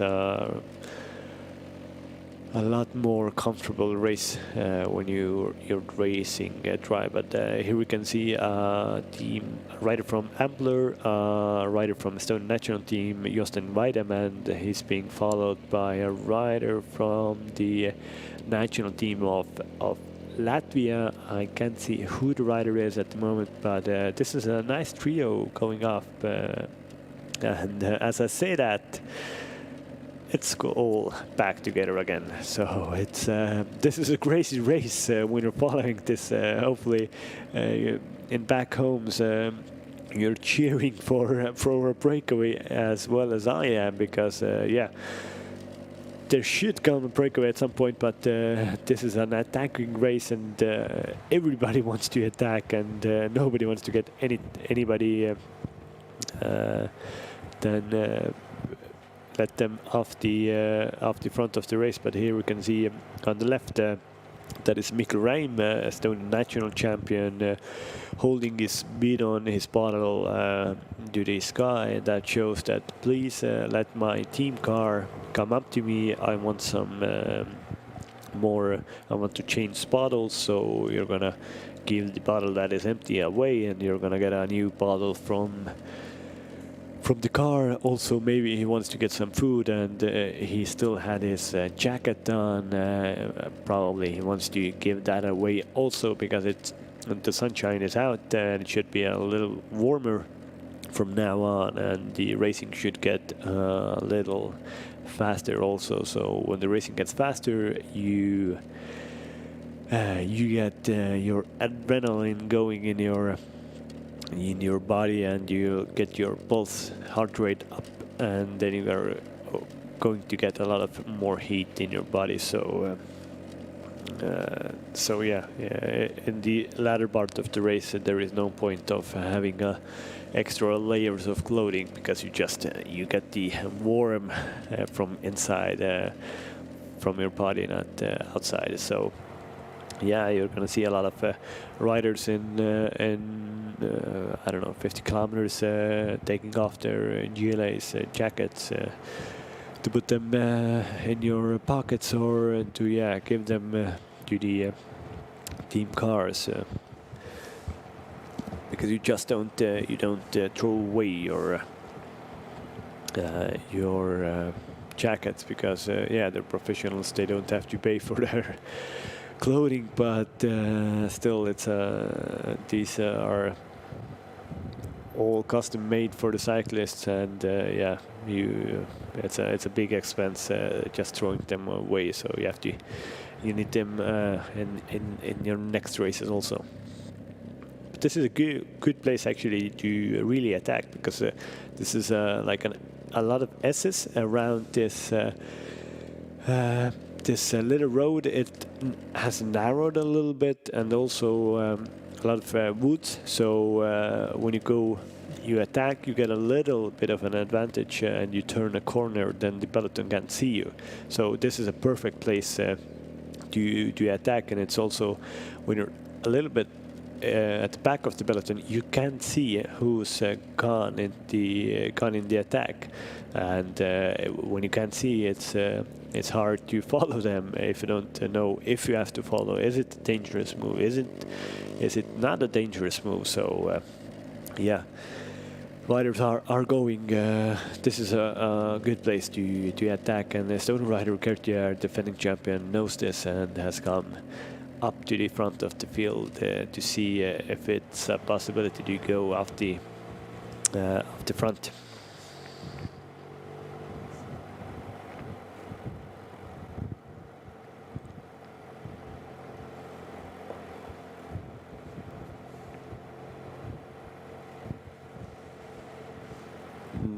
And we're back at the back of the peloton. This is a rider, an Estonian from Estonian team called Team Peloton, riding under number 66. It is Ats Ulimaa, a young cyclist from Estonia, and also an up-and-comer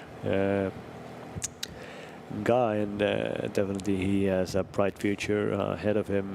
When you're a young guy racing in the Baltic Chain Tour, then you're going to have a good career from there on.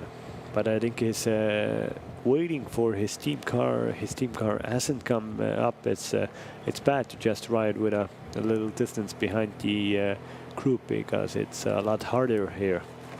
But here you can see the C1, so this is the commissar car. It's number 1, but Ats Ulimaa wants to get his team car now, and now the team car is here, and you get some new bottles from there. Little bottles, and maybe a little bit of a discussion with your sports director, that how are you feeling, how are the other guys feeling, how's the race going, because then the sports director can say some tactics. Hold on, let's you can see maybe Gert Kivistik, their team leader, was second in the first intermediate sprint, so he got 2 bonus seconds there. So maybe let's just help Gert now, and in the end, Gert is a really good sprinter. Maybe he can get even a better place in the finish at the end of the race.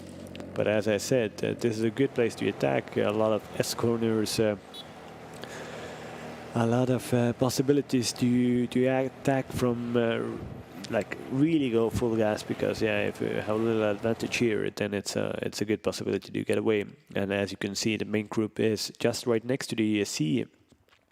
We came from Loksa, from the right, and now we're actually we have gone through the farthest place of the ride today from Tallinn. Now we're heading back to Tallinn, but we're not going straight to Tallinn.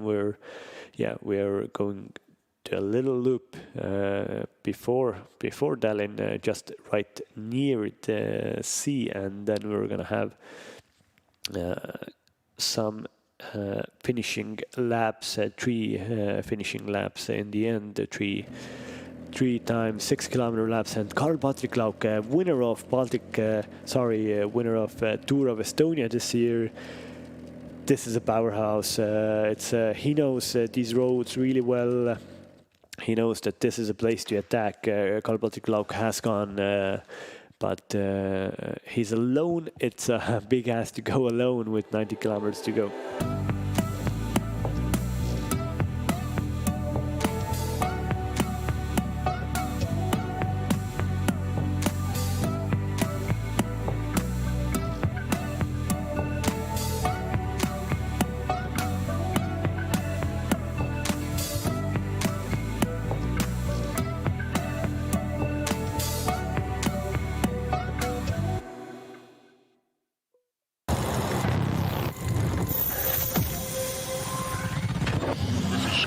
ENG, the first fully electric Tour de France leading car.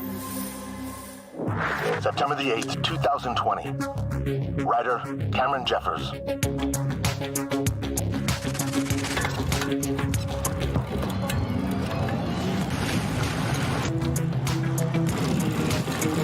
Hi, I'm Cameron Jeffers, and today we're taking on one of the most grueling climbs in the history of the Tour de France, the Col de Galibier. Hello, Cameron. We are here to watch your back. This beauty was unveiled at the world premiere just a few days ago, and it has already served as the director's car in the Tour de France, leading the peloton. With climbs like these, two things are important. You've got to pace yourself and keep a steady cadence to ensure you don't blow before you get to the top. You know what? Screw it. Let's go full gas. 800 meters to the top.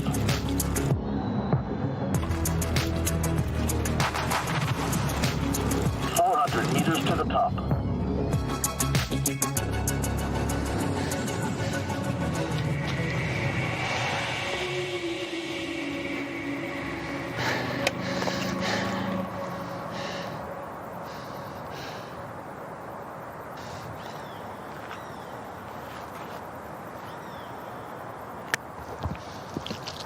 A little recharge from me.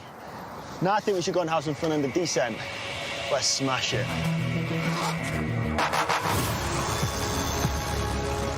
Descent speed, 60 kilometers per hour.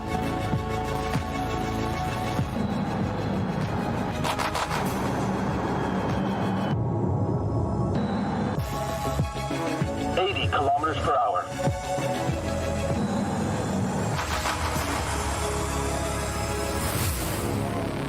Good job, Cameron. Hey, thanks for the ride.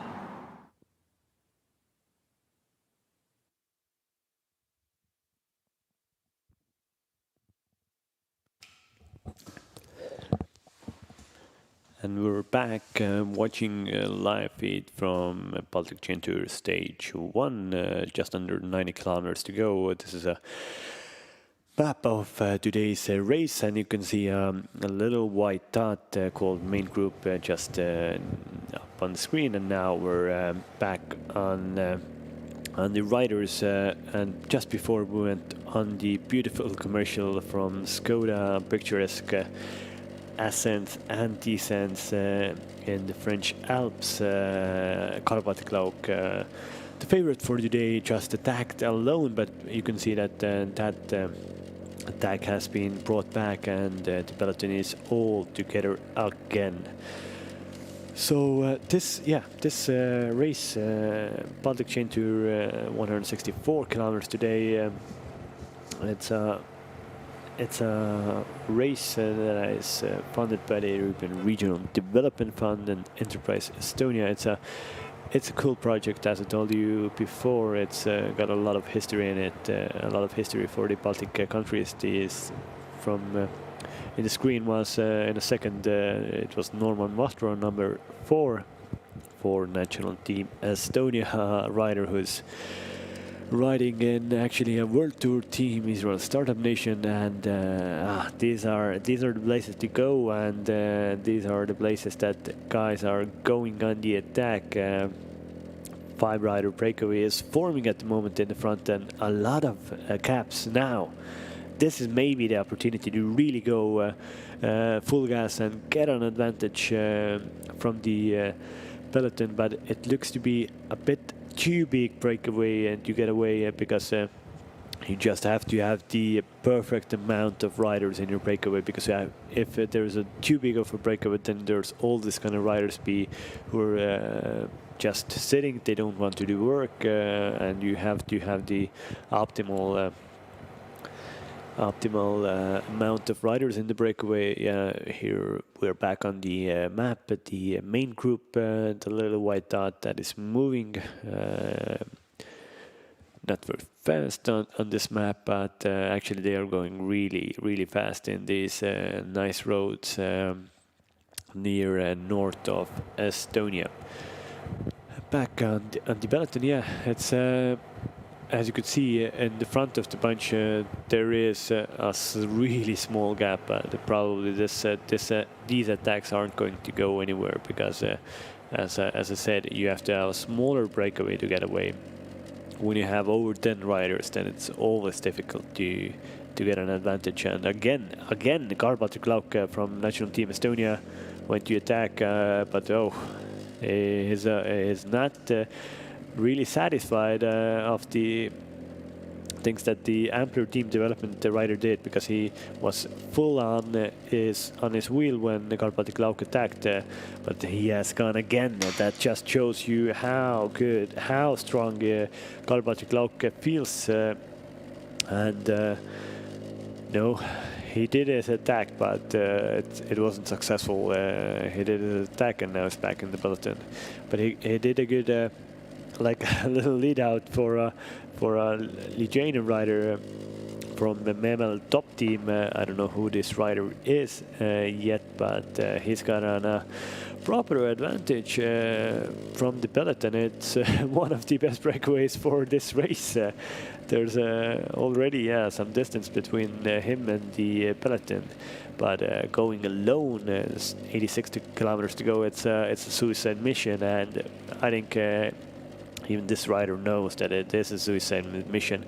But then you ask, why are they doing these suicide missions? It is because, you attack alone, you get a little distance, and then you hope that there's going to come a counter attack with 3, 4, 5 riders, and then you can latch onto them and then drive away with a little breakaway.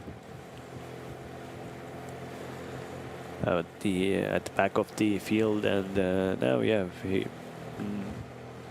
number 91 has just eaten a little bit, and as you saw, he put his wrapper, his I don't know, was it a gel wrapper or was it a muesli bar wrapper? He put it under his shirt, so it's a good little thing that cyclists do, that you don't want to, if you eat your food, you don't want to, of course you don't throw it on the ground, or there's a specific area on the road where you can throw your trash there, but you don't want to put it back to your pocket on the back of your jersey. So because when you put it into a pocket and you take another wrapper or gel out of it, then it might just go flying off into the nature, and so you put it under your jersey, and when there is the designated area for trash, then you just you get it from under your jersey, and then you can throw it into the trash area, and that's a little thing that the riders do, and a little like a life hack for cyclists. But now we can see a 4-man breakaway, 2 riders. Looks to be definitely one Swedish national team rider. There was at least one Ampler team development rider, but we have It seems like a little problems with our picture from the motorbike. It is a lot of really thick forests around northern Estonia, and well, Estonia is a digital nation, but sometimes even the rain and so on, it jams up a little bit the connection, and but we're going to be shortly back to the riders going in the race.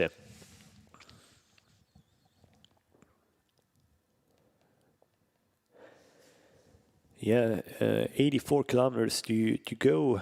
They should have a right turn soon. They already left turn, and they just did it. And there's still 2 intermediate sprints to go. One is 37 kilometers before the finish, and one is 20 kilometers before the finish. And you got 3, 2, 1 bonus seconds. Bonus seconds are really wider in this race because there should be at least 2 sprint finishes in this race from 3 stages, maybe 3 sprint finishes, so you can get your advantage just from bonus seconds, and they are so vital to get a high place in the GC general classification at the end of the race. Here we can see number 26 from Latvian national team having 2 bidons in his back pockets, probably bringing water or sports drink to his teammates. But this is the first real breakaway that has formed. We can see an Ampler development team rider, Swede, and soon we will know who are the 2 other riders in this breakaway. It looks to be one from it's one from also from the Lithuanian rider from Mevel top team. As I told you before, he was the guy who went alone. He knew that he didn't have any chance of going alone to the finish, but he hoped that a little breakaway is going to catch him, and that was just the thing that happened. The 3 riders bridged across to him, and now they're a strong 4-rider group, with a little advantage from the peloton. But yeah, we are approaching Citra in North Estonia. This is a big actually nature. Sees nature park in here, Lahemaa nature park, and it's some really nice scenes here. This is the breakaway that has been formed for riders. Just hopefully we can get the numbers soon. It looks to be 1-1-3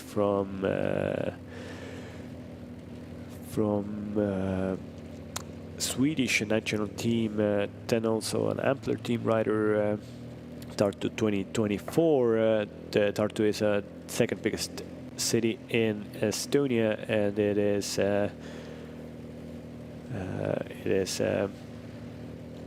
the European cultural capital of the European cultural capital in 2024.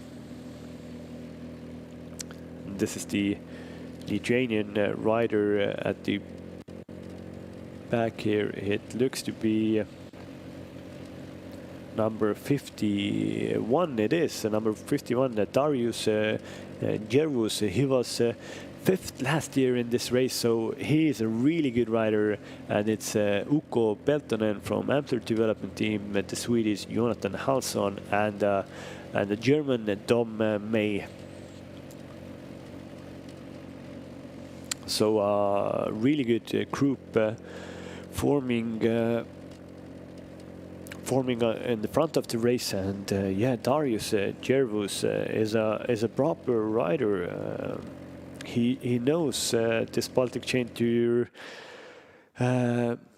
really well. He's 31 years old. He was seventh this year in the national time trial championships of Lithuania. Last year he was fifth in Baltic Chain Tour. He was second on stage 2 and fifth on stage 3. So a really successful tour last year, and he definitely wants to get a few positions up from last year to get onto the podium this year, and he should be actually the best guy from his team. So it's unusual tactics that the Memel top team, a Lithuanian continental team, has gone on to the attack with Darius Jervus, who should be the best sprinter for them. So it should be maybe Jervus is just feeling good and having a little gamble. Maybe he can go away, and now we should have a little climb. This is one of the few climbs that we have today, but already this 4-man breakaway has been brought back, and this is proper racing here. These riders are not holding anything back. This is approximately 1 kilometer climb, and it's a perfect place to really attack and get a little distance between themselves and the peloton. So yeah, this is a place where a proper breakaway can form. And this is defending champion Gert Jaer, just on the front of national team Estonia. Doing the tempo, looking at others. Is anybody going to attack, or is it more of a we just went full gas into the climb, but now yeah, it seems like nobody wants to really invest in this this attack on this climb. Maybe Kurt is the only one here.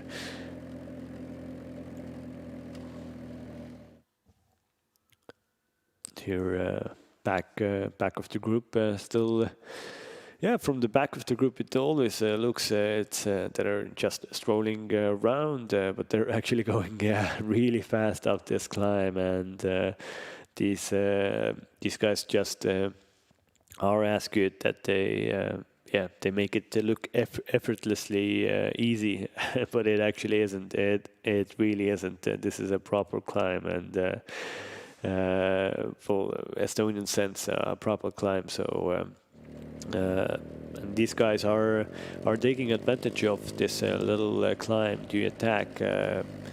On a climb, the slipstream possibilities or a slipstream advantage is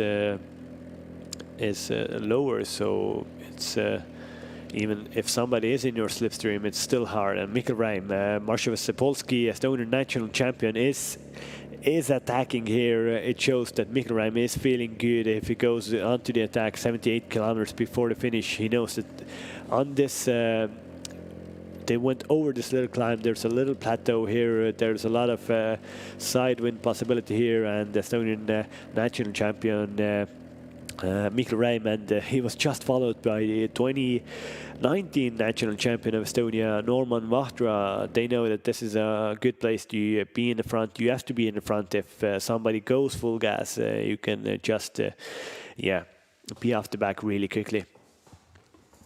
But yeah, 77.9 kilometers to go. We have gone through the halfway field of the half part of the race, and yeah, from here on it's going to get more and more interesting. And when we get every kilometer nearer to the finish, there's more nervous racing, more jostling for position, and that's why we like cycling.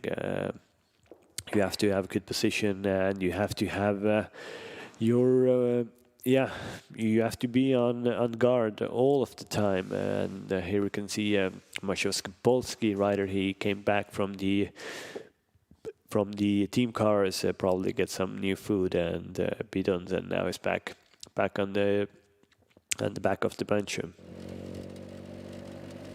But still, yeah, favorite Mikkel Reim is still doing a good job on the front end. Now we can see Francisco development team is on the front with their whole team. They are not laying they are not playing about, and they want to take this race and dictate it and be on the front. They have attacked a lot, but they haven't done anything extraordinary in this stage today. So it's a good opportunity to really put other teams under pressure. But unfortunately, I think all the riders thought that hopefully this place, and it is a perfect place to get some crosswind action. But unfortunately, the wind is not that strong at the moment, and it doesn't blow from the right direction. So, yeah, if you don't have the perfect crosswind conditions, then it's really hard riding echelons. Echelons are the thing that these riders wanted to do, but yeah, it's hard. We just saw yesterday in Vuelta a España some proper echelons, and echelons are when there's crosswind, some teams go to the front, go full gas, and then you see like a string of riders just everybody is on the back of each other, and gaps opening up. That is one of the most beautiful sights of cycling racing echelons. It's usually really usual in Belgium or Dutch races at the start of the season, in Flanders and in Roubaix, when you have a lot of bad weather, and usually near the north of France or in Belgium, it's always windy and they're really narrow roads, and it gives all the cycling fans some amazing pictures from racing. But here I am back on the a little map view. So we're heading back to Tallinn when. At the end of the race, we're going to have three 6-kilometer circuits near Pirita. All the fans, all the spectators that are in Estonia at the moment, I don't know how much your English speaking fans are in Estonia, gather around Pirita, near Pirita Velodrome. The approximate finish should be around 45 minutes past 1 in Pirita. So gather around. They're gonna see a nice finish from these riders. And this is Andris Vosakon's national team Latvia representative, a really big powerhouse, number 22. He's been in the pro peloton for a while now. He didn't get as good as his compatriots Thomas Quinch, Chris Neylands, who are in the World Tour, but it's been there or thereabout, and he just really loves cycling. Just did an interview with him last year in Girona, where he stayed. Is a really cool guy. Is a positive thinking, and as I said, probably the tallest guy in this peloton, super teammate and very good helper in races. And when you're as tall, then it's so good for the other riders to be in your slipstream. So a perfect lead-out man for some faster guys in the race. But we see some new attacks coming from here, but nothing really serious. Nothing. Nobody really wants to commit. They're just attacking like with 50% of power. And we see the most beautiful jersey in this race today. Maciej Skopolski, national champion of Estonia. Mikko Räim just took off his red team kit, and now he chose his Estonian National Championship jersey. It's really special for the day. It's the 30th anniversary of re-independence of Estonia, so a big celebration day in Estonia. And what more would we want? The Estonian people, that a Estonian champion wins on this special day in the Baltic Chain Tour. But some more attacks coming off the front. A lone rider from I think at some point he went. And I was just looking back that, oh, where are you guys? Where are you? I don't want to go alone. It's still 73 kilometers to go. That's too much for myself. Please come and help me. But I think when they're going to come and help, then the whole peloton will be on its wheel, and this attack will not go anywhere. But let's see. There's a little, a little gap opening up with 6-7 riders off the front at the moment, and the sun has really come out. At some point, I told you that the sun came out and then it still started raining. I hope I'm not wrong again. So hopefully, the sun really stays out now.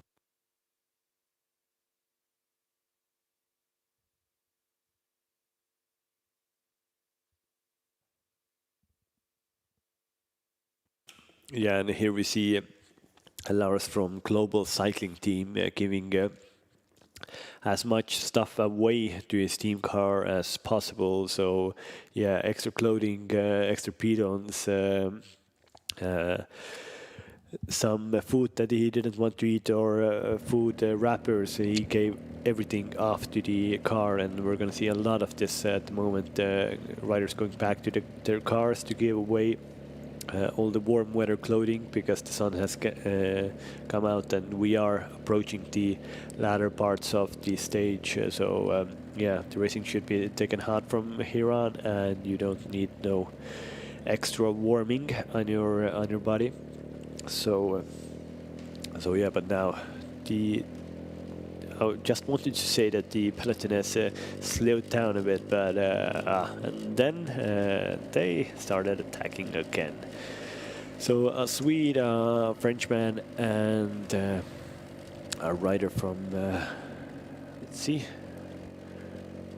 But as you can see, a 3-man breakaway wants to go away, and then it slowed down for a second, and then they're right back going with pace. Here we have already been, so here we went on the big loop just when we came back from here. So these riders have been already in here before today, so it should be a similar pace for the riders.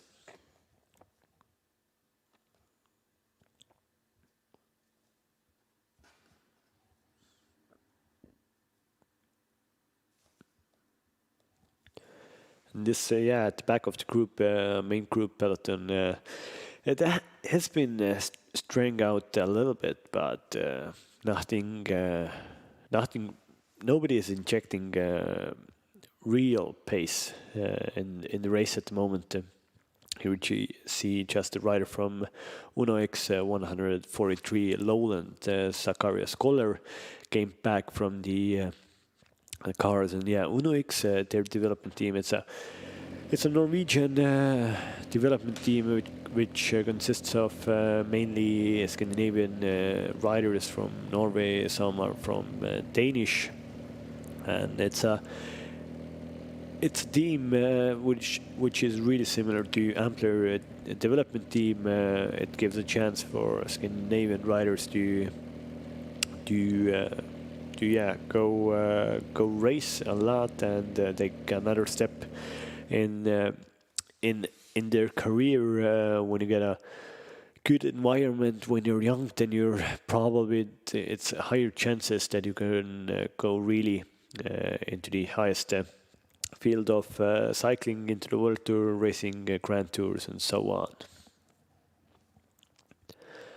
And the peloton has been slowed down a little bit. We're going to have a little break now.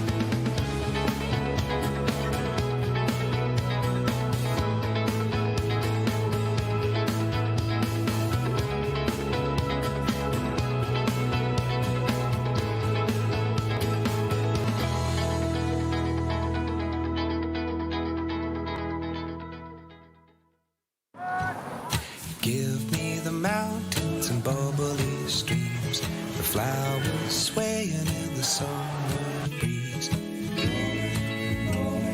Skoda, simply clever.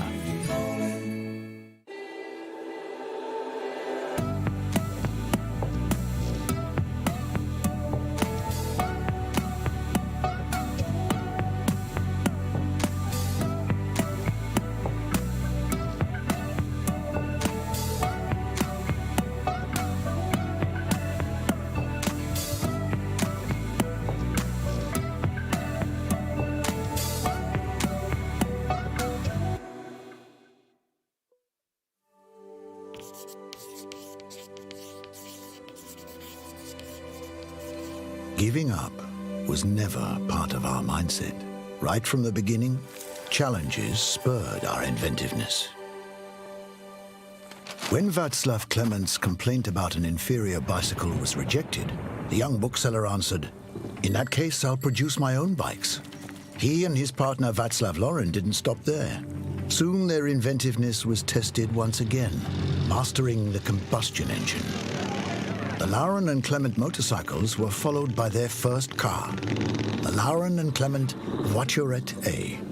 In 1925, the factory in Mlada Boleslav merged with Skoda from Pilsen and set off to conquer international markets by developing innovative cars that actually cared about the customer's needs.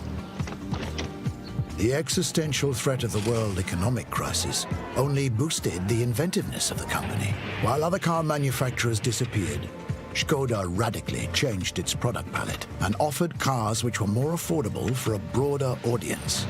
Since then, Skoda has been the biggest selling car brand in the Czech lands. It wasn't long before history set the next hurdle. The war was over, the challenges were not. But once again, our spirit of inventiveness proved stronger. From the 50s on, legendary cars were created.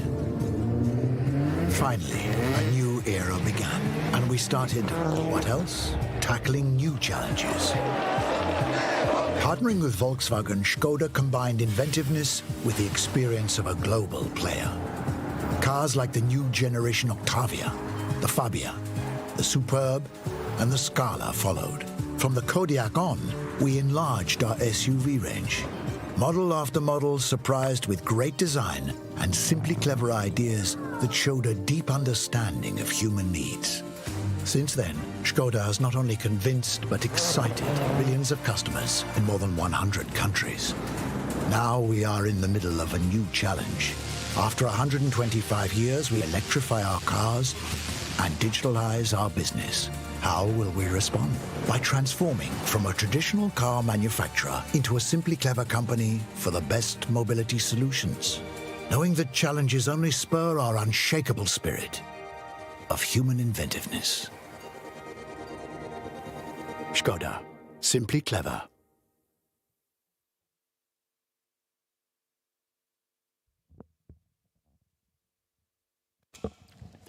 Back at the race, 66.6 kilometers to go. That's a devilish number that we're being passed now.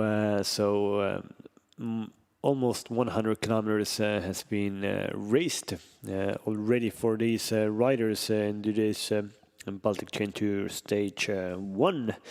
Here we can see a rider from France defense team at the back. I didn't see the number there. There were a lot of good riders: Steven Gervadic, Pascal Bousquet, Nicolas Golsini, Vincent Delouche, Julien Guedon, and Mathieu Pellegrini. But the race has slowed down a little bit now. Still, the Franchise de Joux development team is on the front doing the pace, but we'll see if the base is as good as they want. They want to break the field, but the rider. Oh, and there's a crash. There's a crash in just very near the front of the race, and this is a very bad place to crash, and it gives an advantage for these riders that are on the front. The race was on, so you can't say anything to them. They don't have to wait up. They were going full gas, but the how the crash was really on the front of the race. Let's see who went down. Hopefully nobody stays down, but this has come in a very bad place of the race. There's because of this crash, there was approximately 10 riders on the front. There's a lot of Francisco Joe development riders. There's Marcio Segepolski, Mikael Räim. There's also Gert Jõer from the national team Estonia. There's 2 riders from the Czech team, 1 rider from Uno X, and there's looks to be 1 rider from national team Latvia also, and 1 from the Lithuanian team Medpol. But this has given an advantage for these riders. They didn't get into the front because of their supreme powers. Of course, these guys are powerful. I'm not saying that, but they got into the front because of a crash happened. And here we can see the guys who went down. There's one Maciej Skipolski, Polish rider, down, and he looks to be staying down. Hopefully he gets up and is able to race on. But yeah, there was this position or this situation in the race where the Francisco tried to put other teams under pressure. They drove the tempo up, but they were really on near the cutter of the road, so really next to the right side of the road, and so there was a little bit of a compression. Everybody was fighting for position because the wind came from left, so everybody wants to be on the right hand side of the rider in front of you to get most protection from the wind. And if you do that, there was a lot of jostling for position in the front of the race, and it's easy. You just touch wheels and you go down. It's easy as that. But let's see. What are these riders going to do now? Are they going to take an advantage of this situation? I see that the Francisco Joe riders are really committing for this move because they are almost the only team that has multiple riders here. Because Uno X is with only 1 rider. Here is the back of the race. This crash really made some big impact for the race, and some gaps between smaller groups. Well, they have to really put the pace on. You don't want to give an advantage that big at this stage of the race. You have to try to really get to the back of the group as soon as possible, because if you're going to be for a long time from the back with a 10 member little group, then it's so much harder from there. It's the most easiest places to be is at the back of the bunch or in the middle of the bunch. Then you can get a lot of wind protection from other riders. And when you're riding in a smaller group, as these riders are doing, you have to spend a lot more energy. But with these moves, there's a possibility to really win. So yeah, let's see how does this pan out. It's a really good possibility for the Francisco Joe riders to go full gas and to get an advantage from this group. But it's 62 kilometers to go. It's a hard ask to question from them, and let's see how they are going. But I really hope that the riders that went down, there weren't, unfortunately, not many riders going down. It looked to be like 4 or 5 riders. They will get back on their bike and can get back to the race. This is a group that is off the back of the peloton, so I really hope that we'll up. Here we have some problems for Medpol Lithuanian rider. It was very bad because he was on the left side of the race.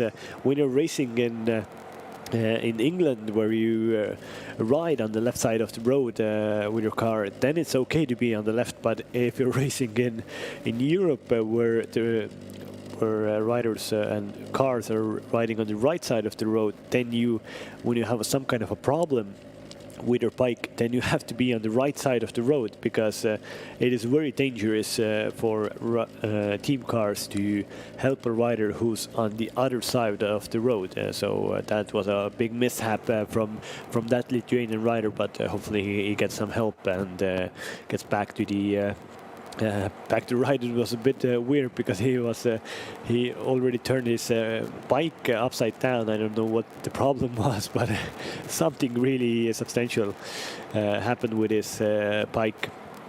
And here, the back group of the race. This is not the front breakaway. This is the guys who have been found out of the race. The tempo has been a bit too much, and the crash just opened up some gaps between riders, and they couldn't follow the pace. But now we're back to the front of the race. Breakaway of let's see, a little bit over 10 riders here. Yeah, approximately some 12, 13 riders here at the front. We haven't really gotten good pictures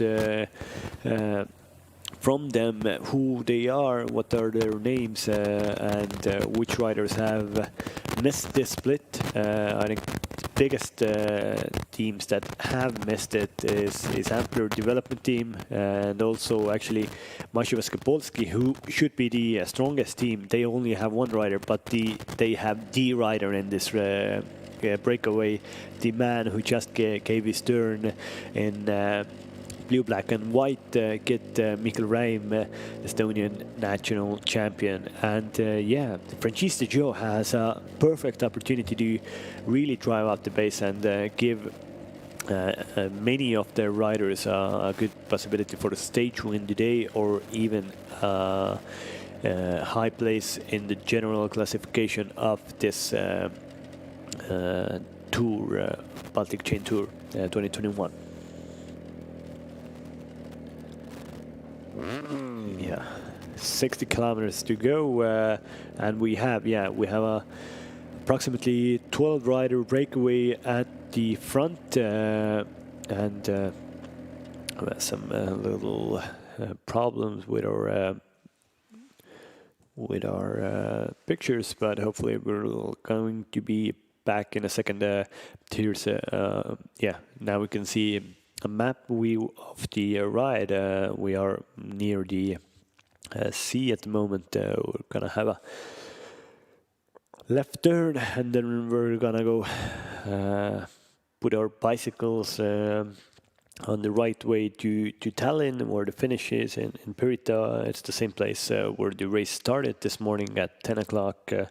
They had 8.3 kilometers, a technical start, and then the real race began. A lot of attacks today, but at 37.1 kilometers to go, there's an intermediate sprint. You can see this on the map. It's before Ülgase and after Kostirana. For your English speaking friends that are watching this live, Estonian place names aren't easy to pronounce when you're not a native speaker, but there's an intermediate sprint where riders, the first three riders that go across there, get 3, 2, 1 points in the sprints jersey competition, and also, of course, 3 seconds and 2 seconds and 1 second bonus. And this means it's a bonus second. You don't get for your finishing time. They don't put bonus seconds on top of your finishing time, but they take them away from there. So you're going to be 3 seconds faster in the final protocol when you're going to win one intermediate sprint. And Mikkel Reim from the first intermediate sprint, who is in this group in this breakaway, got 1 second from the first intermediate sprint.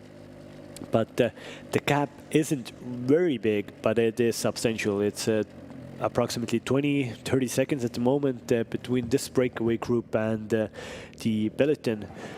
And you can see the peloton has been strung out. Hopefully we can get a picture from the front of the peloton in a second to see what teams are seeing this as a very big problem, a dangerous move that has happened because of a crash. And here at the back we see number 73 riding for Saint-Étienne-Loire, Estonian team Kiskonen, and we're back in the front of the race.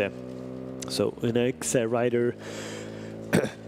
Now we have the Estonian national team, blue and black, get Gertier, last year's winner. And in the background you can see the peloton, but you can see also a very nice Skoda car, and this means that the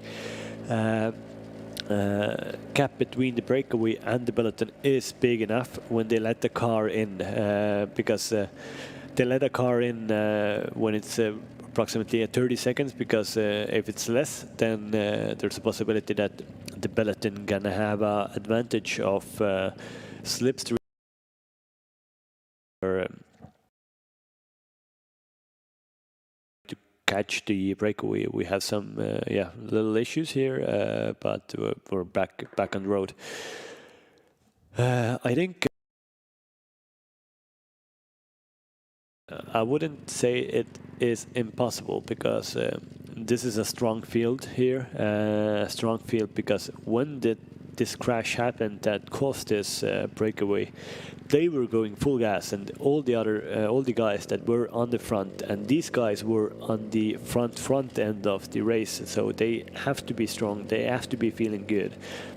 So there's no luck and being in this breakaway. So definitely these riders, if they can cooperate well, and it seems as that they are really cooperating well, so there's a possibility to go to the finish with this little breakaway group, but it all depends on their cooperation, and of course what teams are willing to go full gas at the front of the peloton. We can't now the peloton comes into view. It looks like they're a bunch of greyhounds, wanting to catch their prey at the moment. Let's see who's going to come who's going to be at the top at the end of the race. Here we see Darius Chervus, Lithuanian Metball rider, is at the back of the breakaway. This is Gertier, last year's winner. Then 136 from sorry. So Uno X rider 143, that is Lowland Zacharias Koller, and also, as I told, 136 Thomas Sparta, a Czech rider from Top Forex at Investments pro cycling team. They have two riders in here. So one is Thomas Sparta. I don't know yet who the other rider is. This is the bike of Gertier, defending champion of Baltic Chain Tour. This is a really good possibility to be again in the top end of Baltic Chain Tour general classification for Mr. Jõeäär. He's a proper powerhouse also. So as you can see, a lot of like this Baltic region riders, they are more of a powerhouses, and Gertier has had a really illustrious career in Cofidis Legrediti Ligne. For multiple years his rode in the pro field, and now he's back just enjoying cycling. But as you can see, the Swedes and the Ampler team, these are the two big teams that have missed out, and they are on the front of the race, going full gas to get the breakaway back. The Swedes have been really active in this race today, and the same goes for Ampler team development team. So the two teams that have good strength in depth have missed out, and they are now trying to bring this back. And also we can see the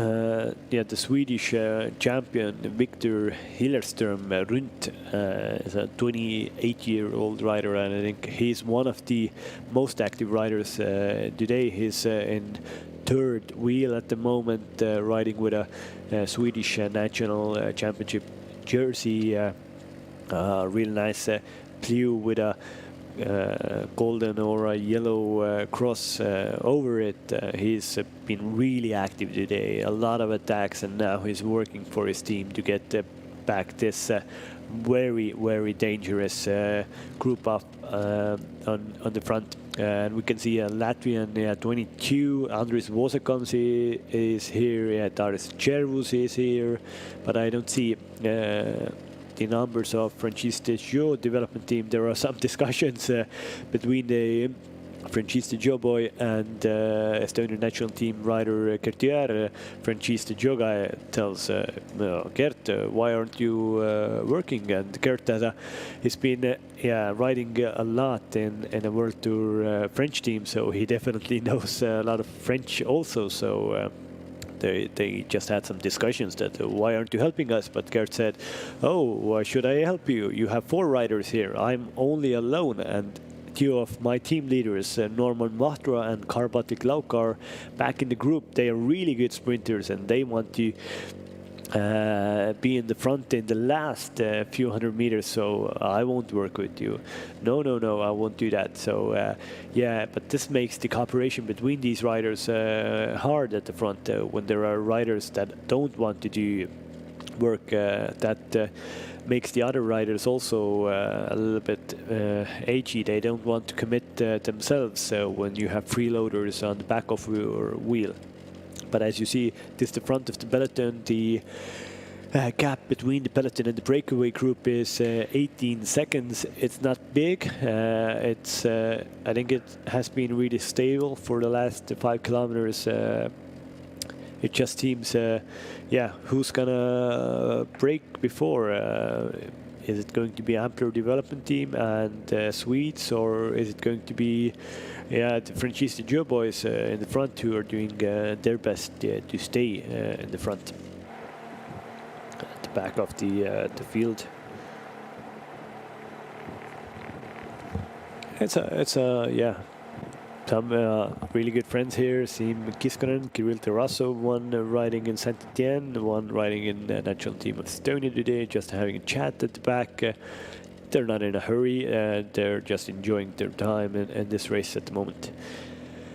But the gap has already come down a little bit, 13 seconds between the breakaway group and the peloton. It seems so that probably at the pace that the Swedes and the Ampler guys are implementing in this race, it should be the breakaway should be caught in a few kilometers, because especially when the breakaway you have guys who are not going full gas at the moment. They are just staying at the back, don't want to do work, and that hinders the cooperation between those guys there at the front.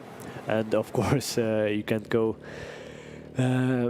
full gas when there's still 50 kilometers to go. It's a big ask to go, 50 kilometers to go up. A really nice job from that souvenir from Ampler team development team. He gave 3 bottles in a space of 5 seconds to 3 different riders. So really a big kudos and shout out to that helper on the side of the road for Team Ampler development team. It looks as easy on this TV screen, but it isn't as easy. You have to really you have to hold the bottle right. You have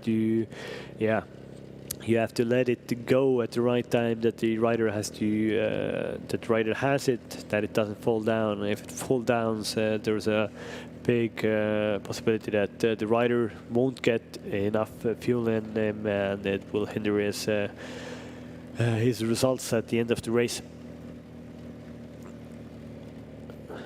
But here back at the front, 181 now. Again, Lorenzo Germani, who's been really active in this race, is again in this breakaway group. And the young 19-year-old Italian is a good guy.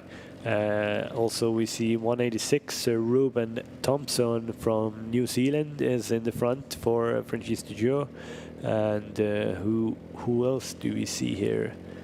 This looks to be like Miles Scotson from Francisco Joe with a jacket on. Not this last guy, but 2 wheels on front of him looks to be like Miles Scotson. Miles Scotson is definitely one of the most experienced rider in this race today. 27-year-old Miles Scotson. He was national champion of Australia 2017. That's a big race to win. Australia isn't a small country, and Australia is a really good cycling country. They even have a Tour de France winner 2011. Cadel Evans won Tour de France. He also has won the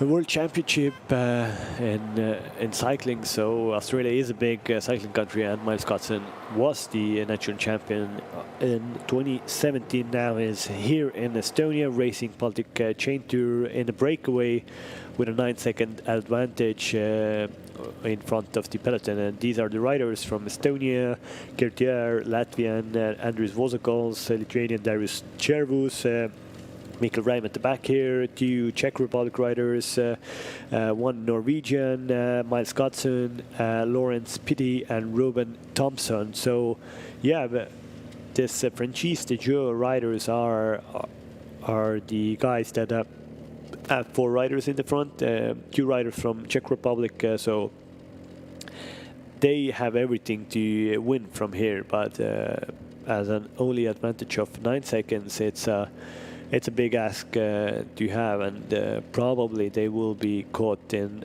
the next kilometers from the peloton. Yeah, the peloton is really near the breakaway group. So, and team Ampler development team is going at a good pace already.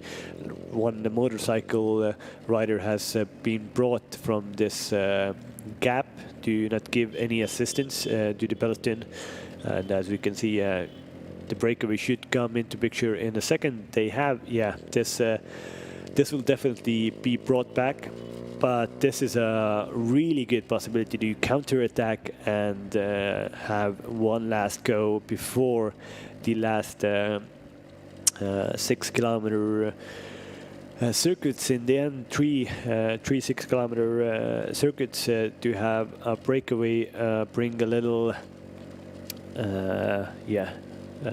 surprise everybody, and the Francisco Joe boys are going still hot. Give me the mountains and bubbly streams, the flowers swaying in the summer breeze, the butterflies, birds and bees. That's the rolling life for me.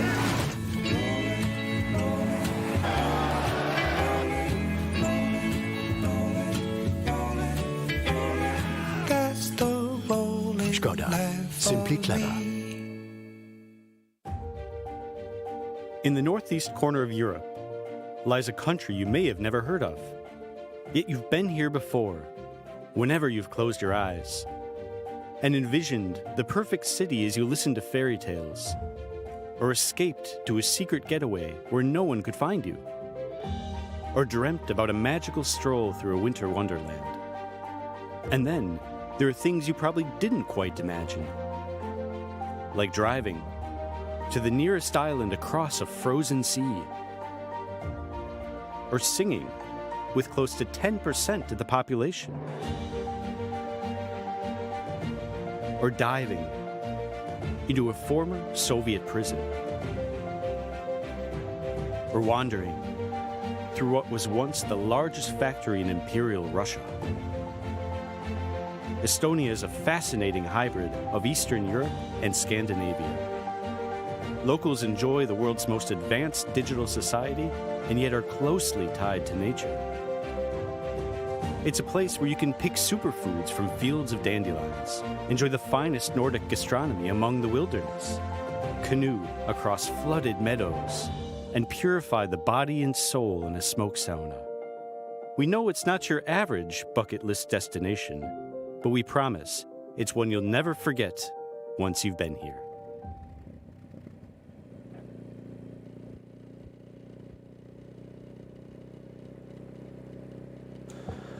And we're back watching Baltic Chain Tour 2021, and there's a lone rider from Frenchie's Joe development team. It looks to be Miles Cotson, Australian, 27-year-old Australian. He was national champion of Australia 2017. He's rode 3 Grand Tours. He's been 5th in a stage in Giro, 12th in a stage in a Tour, so he has a lot of experience.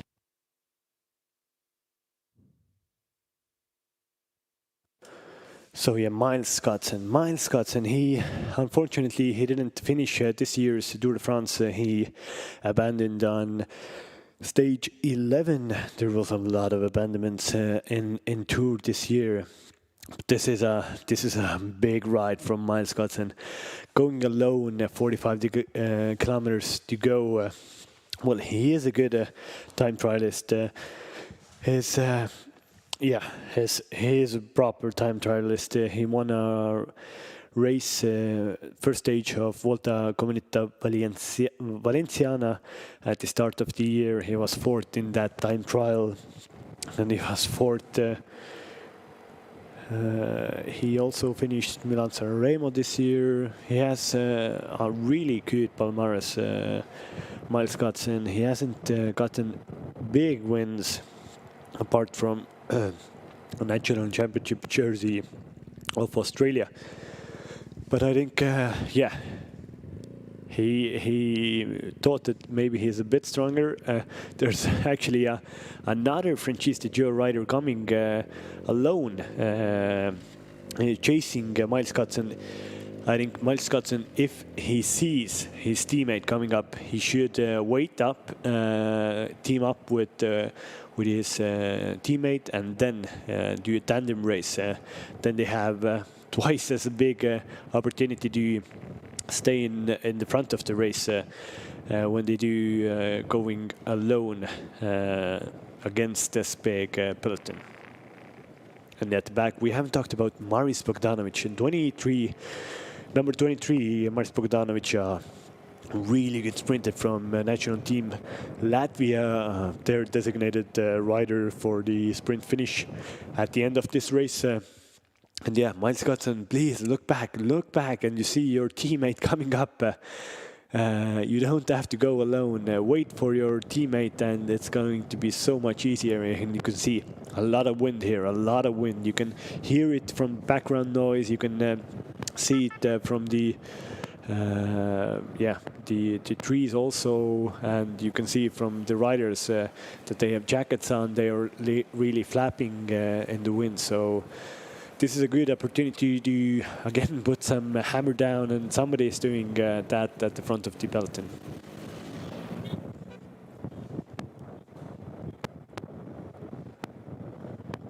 Yeah, 43.2 kilometers to go.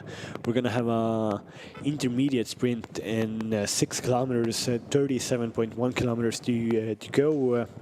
Near Ylgas, we're going to have the first 3 across that intermediate sprint line. We're gonna get some bonus seconds. They are very important, those bonus seconds, because they there's some compression inside of the peloton, and you could see somebody was swinging to the left, but hopefully, and nobody crashed in this situation.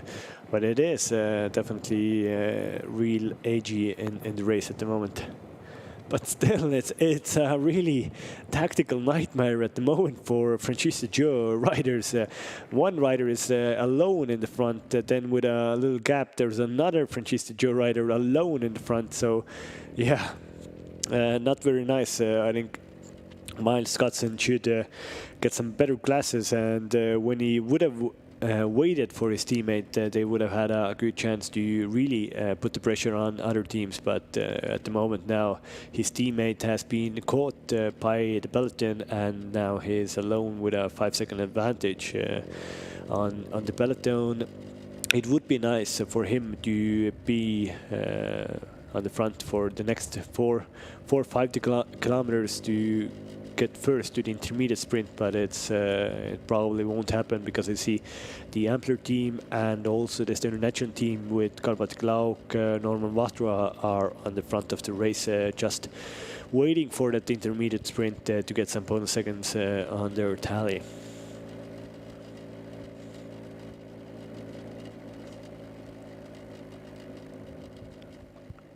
Yeah, Miles Scotson has now seen that there is no point at going full gas. The peloton will catch you, and they will catch you in a few seconds. I think it's Miles. You can see that he's Australian because, Estonia, this is pretty good weather at the moment, but he still has his rain jacket on. He doesn't want to give it up. He likes some warmer weather that he has in his home country. And somebody attacks from the Maszewski team. They want to catch Scotson. They want to put Mikkel Reim to the perfect position for the intermediate sprint and also for the final sprint finish in Pirita. Here we have a nice excavator on the side of the road, cheering on these riders. Some riders are a little bit of in struggle behind the bunch, but this Maszewski rider caught Scotson, and now he's going doing proper damage to this ride. Uno X rider can't breach the gap. Francisco Joe rider doesn't have to breach the gap because Miles Scotson is in front, and now Team Peloton, Gert Kivistik does a turn in front, and also Mikkel Reim, his teammate, is in front. He doesn't have to do anything. This is very good tactics from the Polish team and also from the French team now. They have 2 riders going off the front. Uno X is forced to chase the ride. And yeah, at the back of the bunch, some riders are having difficulties. There's a few Norwegian team riders, Ampler team, they have to catch the field as soon as possible. Yeah, number 5, Estonian national team rider Josten Weidem is doing just that, and now they're back in the bunch. This is a little bit of a dangerous downhill. It's a bad left turn, but hopefully everybody stays up. There's usually some little gravel on the ground, but I think the organizers swept it up, and all the riders come safely from there. And in Ülgase, where the intermediate sprint shall be, there will be a little climb there, very small but a steep one. It's more than 10%, a few hundred meters. So yeah, you can do a really good sprint there. You can get some bonus seconds, but it's also a good place to go after the intermediate sprint to put other teams under pressure to attack. It's a good place to use it as a platform for getting into the breakaway. So yeah, here we see the bunch has really grouped up and just waiting for the intermediate sprint. All hell will break loose in 2 kilometers, and when we near the finish, we're gonna have some really interesting racing.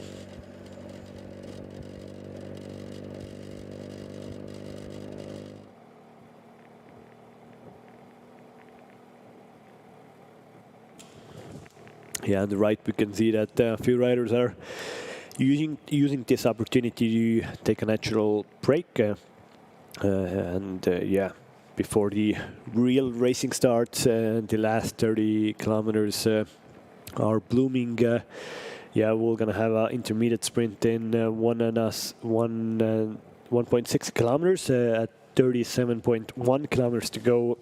We are approaching Ülgase, a little, very little village near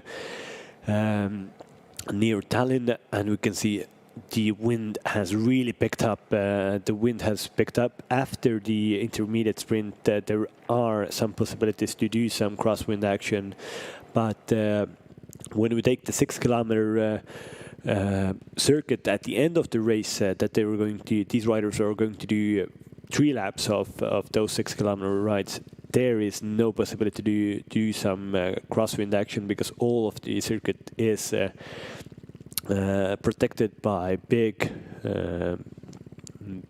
forests and woods. So the wind is good. It has made a lot of havoc today. Firstly, it was used by the Polish team, then just a few 20 kilometers to go before it was used by the French Duo guys to make some crosswind action. And here we can see 1 kilometer to go for the intermediate sprint. This is an exciting little climb, and really a nice mixture by the organizers that they put the intermediate sprint on top of this little climb. Hopefully we'll get the pictures back to the riders in a few seconds, because there should be a nice little strawberry for our cycling fans, because we're going to see some proper sprinting action for this intermediate sprint to get 3 seconds of 3 bonus seconds. And these bonus seconds are really important. At the end of the race, they get 10 seconds in the finish. But here we can see the intermediate sprint. Commissars and a few spectators are already waiting, and you can see a sign on the right hand side of the road, 12%. This is a proper little climb. We're going to see the riders in a second. They should pop out, grimacing, fighting with their bikes up this little incline. You get better off their competitors. It should be in a second. Here we can see it's Norman Vahtra, the Estonian national team rider. I think took that sprint ahead of French Duo rider and also Saint-Étienne rider Siim Kiskonen. So if I'm correct, then Norman Vahtra from the Estonian national team won that sprint ahead of a rider from French Duo and ahead of Equipe Saint-Étienne's lower rider Siim Kiskonen.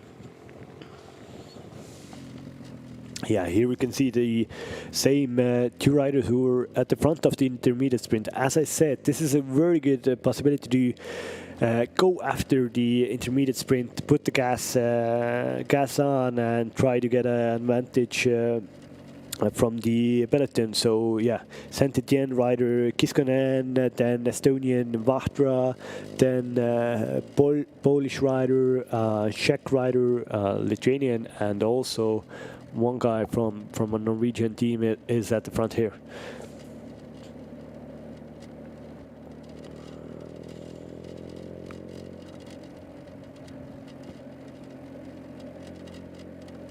Yeah, it's from Norwegian team. It's Team Ringerikskraft rider is on the front here, but they see that this is those riders who won that intermediate sprint, they have to be fast, and these riders saw that, or the peloton saw that you can't let them off the leash, and this is a dangerous move that has been brought back, shut down by the peloton.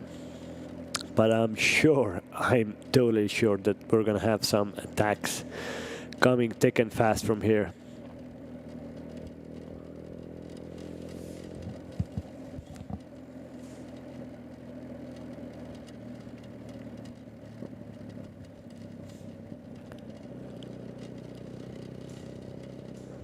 And yeah, now the bunch after that intermediate sprint, they were spread out all over the road. That shows that they are, these are Ampler team development riders started to attack. Both of them tried to attack, then they saw, and one rider now has gone off the front.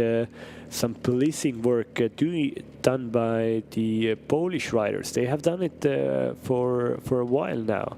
They haven't attacked anymore themselves, but they have always policed each other or the other competitors. That means so if any rider from any team attacks, a Polish rider goes on the wheel of that attacker, but when it is his turn to take a turn on the front, then he doesn't do anything. You can see here, he just takes the foot off the gas. It just keeps the peloton together, and now we have a lone attacker, well, a sneaky attacker from Sweden. Ampler is following also National Team Estonia. National Team Estonia on home grounds. They are defending champions of this race. They definitely want to control this race. And yeah, two riders. It looks to be Kristers Ansons from Latvia for Ampler team development team, and also Swede in the front here. But now, yeah, we're all back together again. But as I said, we're going to have more and more attacks here. Certain of that. And here we can see Mikkelheim. No, it looked at some point that he's going to attack, but you have to choose your moment to attack. You can't attack all the time. You have to take advantage of the opportunity. You have to see what are the other riders doing. Are they will they be straight on your wheel? You have to surprise them. Very well.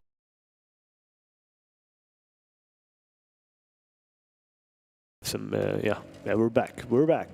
Just want to say that we have some problems with the picture, but no, we are back. 33.9 kilometers to go on the first stage of Baltic Chain Tour 2021. Started from Tallinn Pirita, and we are really near back to Tallinn Pirita, as the finish is in the same place as the start was. So it's easier for the riders and the team cars to be there waiting for the riders back. This was a nice attack from a Latvian rider. On the right side of the road, he saw that they took the gas off the pedal. He saw the moment, and he attacked from the left. It looks to be Ants Fluxis. His brother is actually a sports director of Ampler team development team, and his brother's trainees are actually chasing him down. So maybe his brother said, "Don't let Ants go. Don't let Ants go. Ride for a win, my Ampler teammates." This is a little downhill, yeah. These are we just came through a city called Mardu. It's a little city near Tallinn. We've come through it, and now it's like the southern area before we actually come back to Pirita district of Tallinn. A very nice district which has a Pirita river and a lot of forests and a lot of nature in there. So yeah, Estonia isn't a big country. Tallinn is the big city. So the population ain't very big. So there's a lot of places that you can just go ride your bike, walk without anybody annoying you or anything. So it's a perfect place to be, and a perfect place to ride your bike. There some real nasty hole on the road there. Hopefully everybody sees it and nobody goes right into it. It could be a problem for the tires, because you could get a puncture from there. You saw that Ampler development team went over the gravel. It's you can go over there, but you might get a puncture, and then it's really bad, especially if you're off the front here alone. If you get a puncture, you have to wait a while to get the team car to you, and the wheel changed. Now we have, of course, a lot of guys that use tubeless wheels. They with disc brakes, so you don't have that. It's a bit harder to change a wheel. The mechanics even use a drill to get the wheel off. It's a bit faster than doing it by hand. So technology and cycling, road bikes have evolved a lot in the last years. We have now disc brakes is a norm. Of course, Tour de France was won actually by rim brake by Tadej Pogačar. But the main teams are using disc brakes and also electronic shifting. So it's really high tech, and technology makes a big role in cycling. It is a mechanical sport, so you can be as strong as you want, but if you have bad luck, you have a puncture at the wrong time of the race, then it's game over for you. So yeah, that's another little not so little aspect of cycling, that everything has to go your own way. But here we still have a lone Latvian rider on the front of the race. He's gotten a pretty nice advantage actually from the peloton. I would even say at least 15 seconds, if not more, for this lone Latvian. It looks to be like Fluxys. I hope I'm not wrong. Yeah.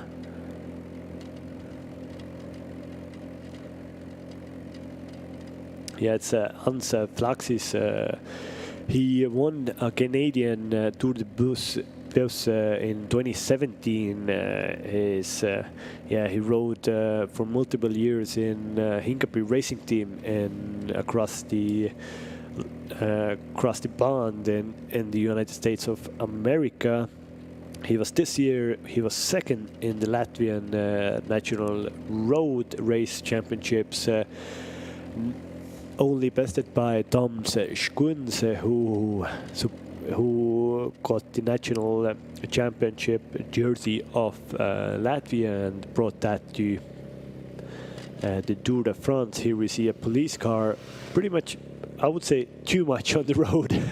If I would be that policeman, I would be more to the side of the road. That is a bit dangerous, but well, the police know the best. Here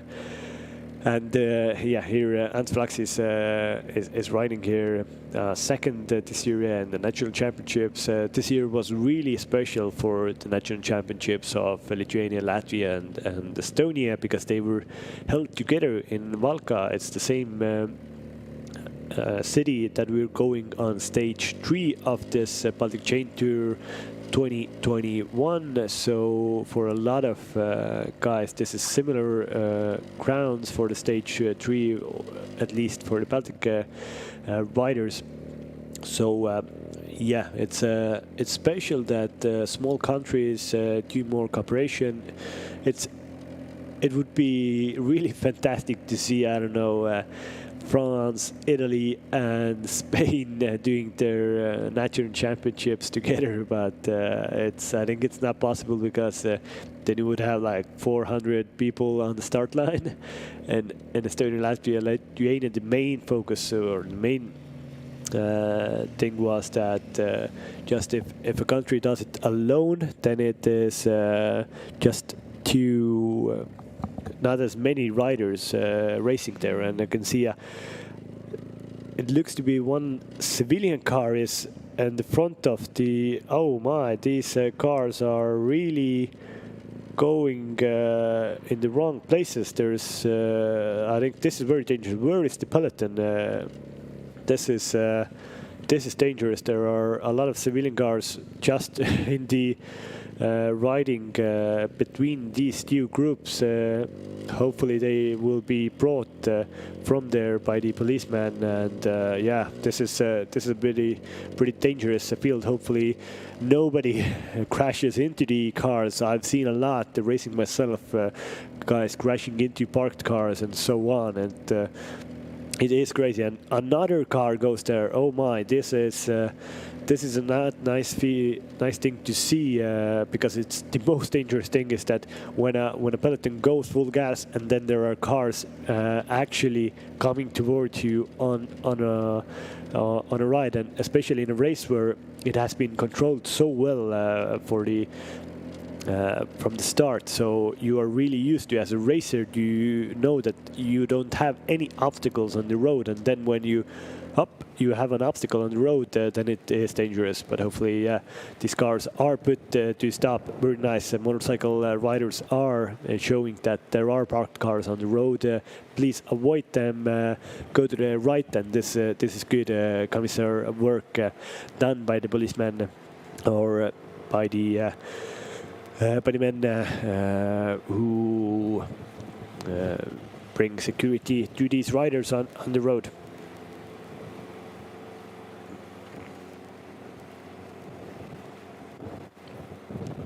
27.8 kilometers to go. We should have 7 kilometers when we reach the last intermediate sprint, 20.1, and from there on, that's the first time we cross the finish line.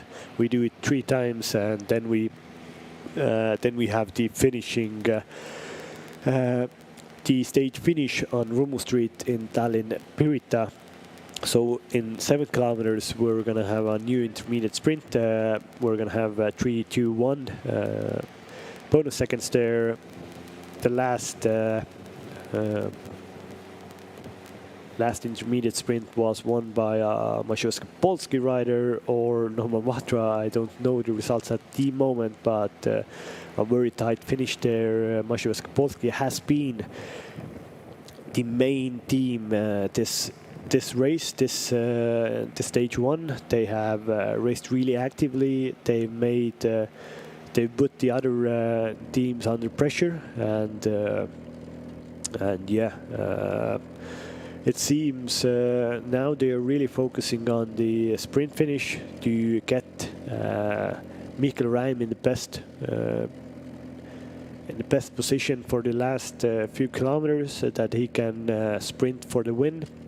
And it looks to, when you see the Estonian national team also, it looks to be that they are just protecting Norman Matra, the big guy from Israel startup nation. He is the protected rider for Estonian national team, and probably the favorite for today's finish.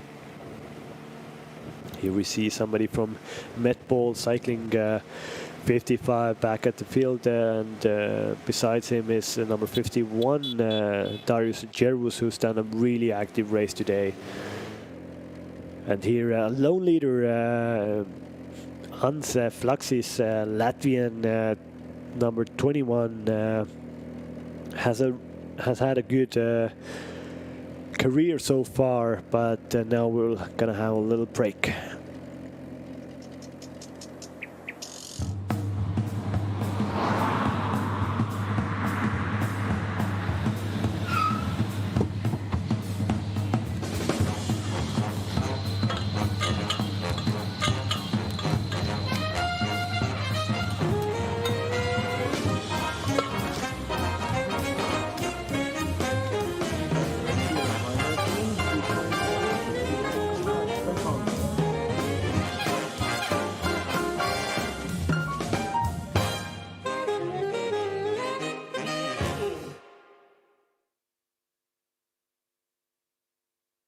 Give me the mountains and bubbly streams, the flowers swaying in the summer breeze, the butterflies, birds and bees. That's the rolling life for me.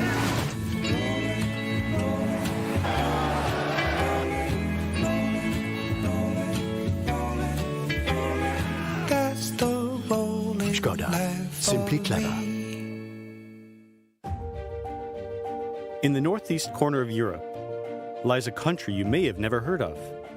Yet you've been here before, whenever you've closed your eyes, and envisioned the perfect city as you listened to fairy tales, or escaped to a secret getaway where no one could find you, or dreamt about a magical stroll through a winter wonderland. And then there are things you probably didn't quite imagine, like driving to the nearest island across a frozen sea, or singing with close to 10% of the population, or diving into a former Soviet prison, or wandering through what was once the largest factory in Imperial Russia. Estonia is a fascinating hybrid of Eastern Europe and Scandinavia. Locals enjoy the world's most advanced digital society and yet are closely tied to nature. It's a place where you can pick superfoods from fields of dandelions, enjoy the finest Nordic gastronomy among the wilderness, canoe across flooded meadows, and purify the body and soul in a smoke sauna. We know it's not your average bucket list destination, but we promise it's one you'll never forget once you've been here. This is a perfect spectacle of Pirita Harbor. It was used for Moscow Olympics in 1980. A big sports place, and now we can see Hans Flaxis is on the last finishing circuits, and now he has 4 kilometers until the finish, and then 3 whole laps of the last circuit. So in 3.7 kilometers, he has won intermediate sprint. It looks to be that he is going to win that. He's going to get 3 bonus seconds there, and it will raise his position in GC very substantially if he finishes within the pack at the end. And I'm saying that because probably Hans Flaxis won't stay in the front for the finish. I think this peloton will speed up at some point and they will catch Flaxis, but Flaxis is doing a really good ride on the front, it was a perfect moment when he attacked. He saw that everybody was looking at each other. Everybody wanted to relax a little bit before the final parts of the stage, and he just took an advantage of that, and now he has a proper lead over the peloton. But the minus is that he is alone, and at the back here there are more than 100 young riders who want to really get a result today, get a result on the podium. You can see, on the right, the national team. Baltic is keeping Norman Wachter in position. Marcel Sapolsky is keeping Mikkel Reim in position. Here on the front, we have Francis Duchot controlling the race.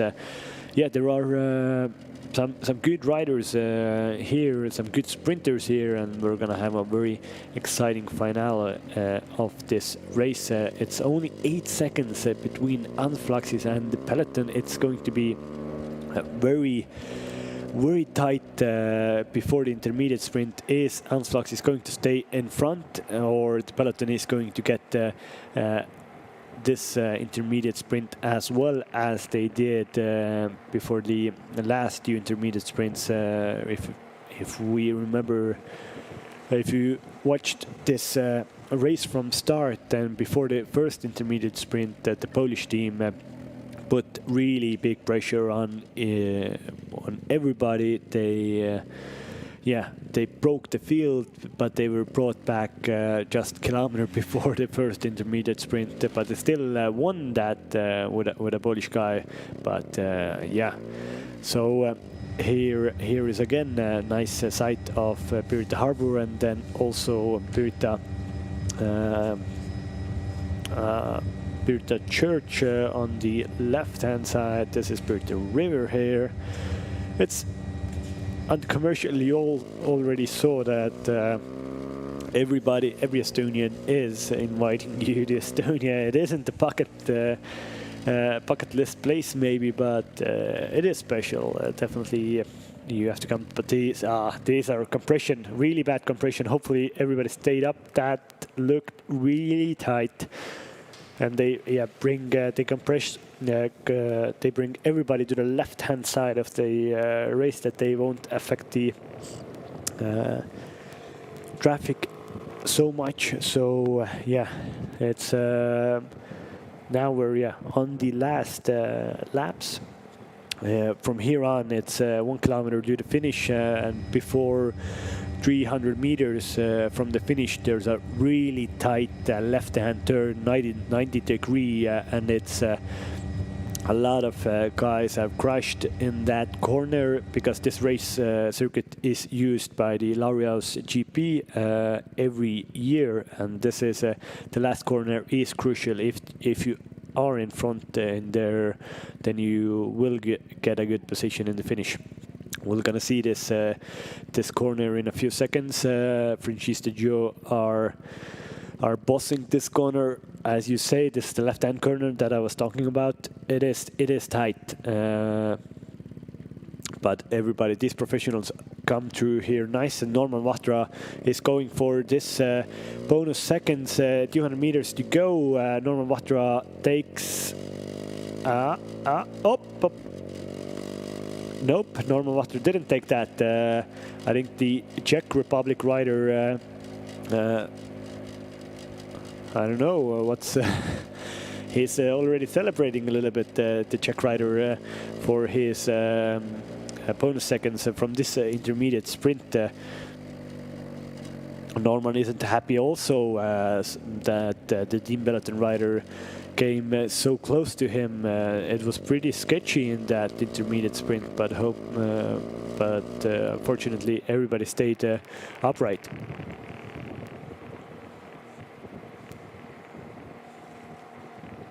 This is the peloton, and but there still should be. We haven't seen that Fluxys has been brought back or not, so I'm not aware. Is Fluxys still in the front or not? Oh, this is a little technical section of this last finishing circuit. A really narrow road inside this forest, and this is proper racing. This you can take an advantage over here. So the last circuit, the 6 kilometer circuit that they are doing 3 times, you have to be in the front all the time, because it's so hard to if you fall behind, then it is very hard to get a better position in the group.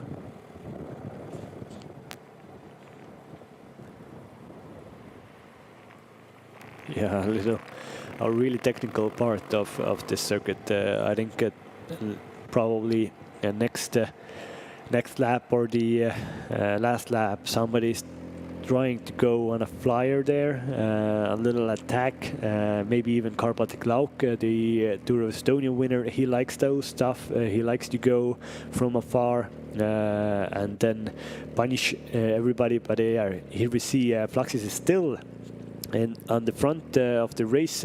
He has a really good advantage of, I would say, about 30 seconds at least. So Fluxys, won the last intermediate sprint.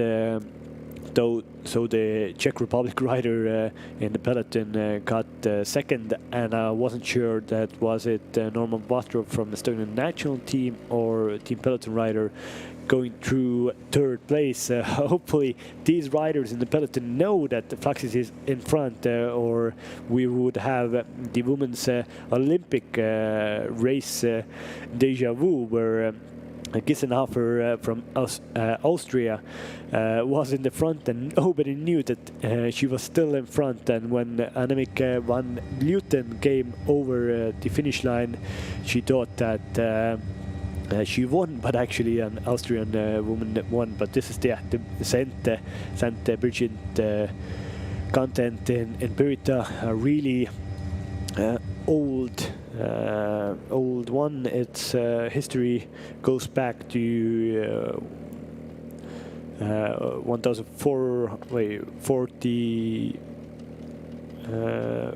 start of the 14th century, but it got damaged in the Libyan War in 16th century, and now it's cemetery, and still some basements are intact, but yeah, the house isn't intact, but it's still a very special part of Estonian history in Pirita.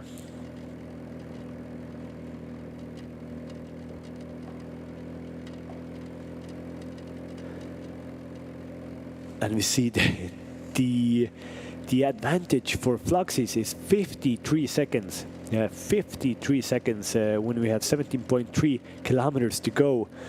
Whoa. Well. What is Hans Fluxys doing? Hans Fluxys is he's a sneaky man. He's gotten a 53-second advantage in front of the peloton, and he's going really strong. His body language doesn't show anything.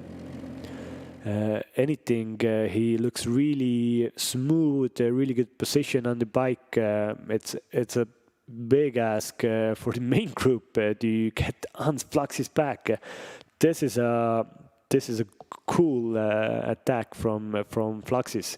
We see the main group, a little yellow one, but we didn't see the Fluxys point on the map. Hopefully we can see that at some point also, but still Francesca Joe is riding on the front, but the advantage for Fluxys isn't really coming down. It's still 49 seconds. Well, this is touch and go, I would say. 16.6 kilometers to go and 50 seconds for Fluxys. And if you take the technical part after the finish line, when you're a lone rider, you can even go a little bit faster there. So, Fluxys has a good opportunity to get a surprise win in the Baltic Chain Tour 2021 Stage 1. So, on Fluxys, 30-year-old, not seeking for a really World Tour level contract anymore. He just likes to ride his bike. He loves riding a bike. Whole his family is racing bikes. His brother raced bikes. Now he's a sports director for Ampler Development Team. So it runs through the veins, and once you've been a high-end racer as Fluxys, he was from 2013 to 2019 racing in America for Hincapie Racing Team, Pontroger Cycling Team, Holovesco Citadel Team. Well, then you have, when you stop, you can't fully stop. You still have to ride, and you can see how much does he ride, because he still has an engine that keeps him 50 seconds in front of the peloton with 15.4 kilometers to go. Yeah, and the peloton, look, they take this corner so easy. And in these corners, Fluxys as a lone rider has a opportunity to really go full gas on the front. And this nice drone camera from Pirita harbor, over 20 different country flags, flagged vessels are in this harbor. That is a nice scene from on top of the Pirita River to this nice peloton moving towards stage 1 finish, 14.8 kilometers to go. Still, the difference between a lone rider, Ants Flaks's Latvian national team rider, and the peloton is 44 seconds.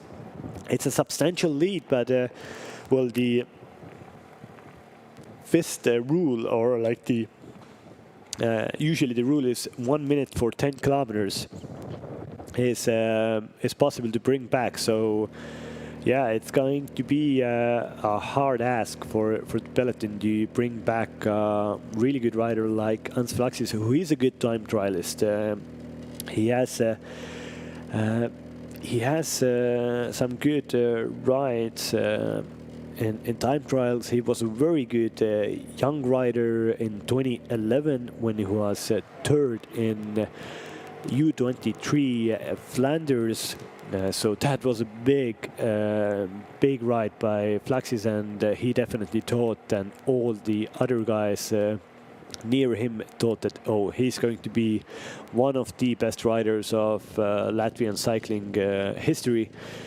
Didn't quite go out as planned. He was there or thereabout, but now he might have one of his biggest victories, and maybe really a sweet victory when he's actually.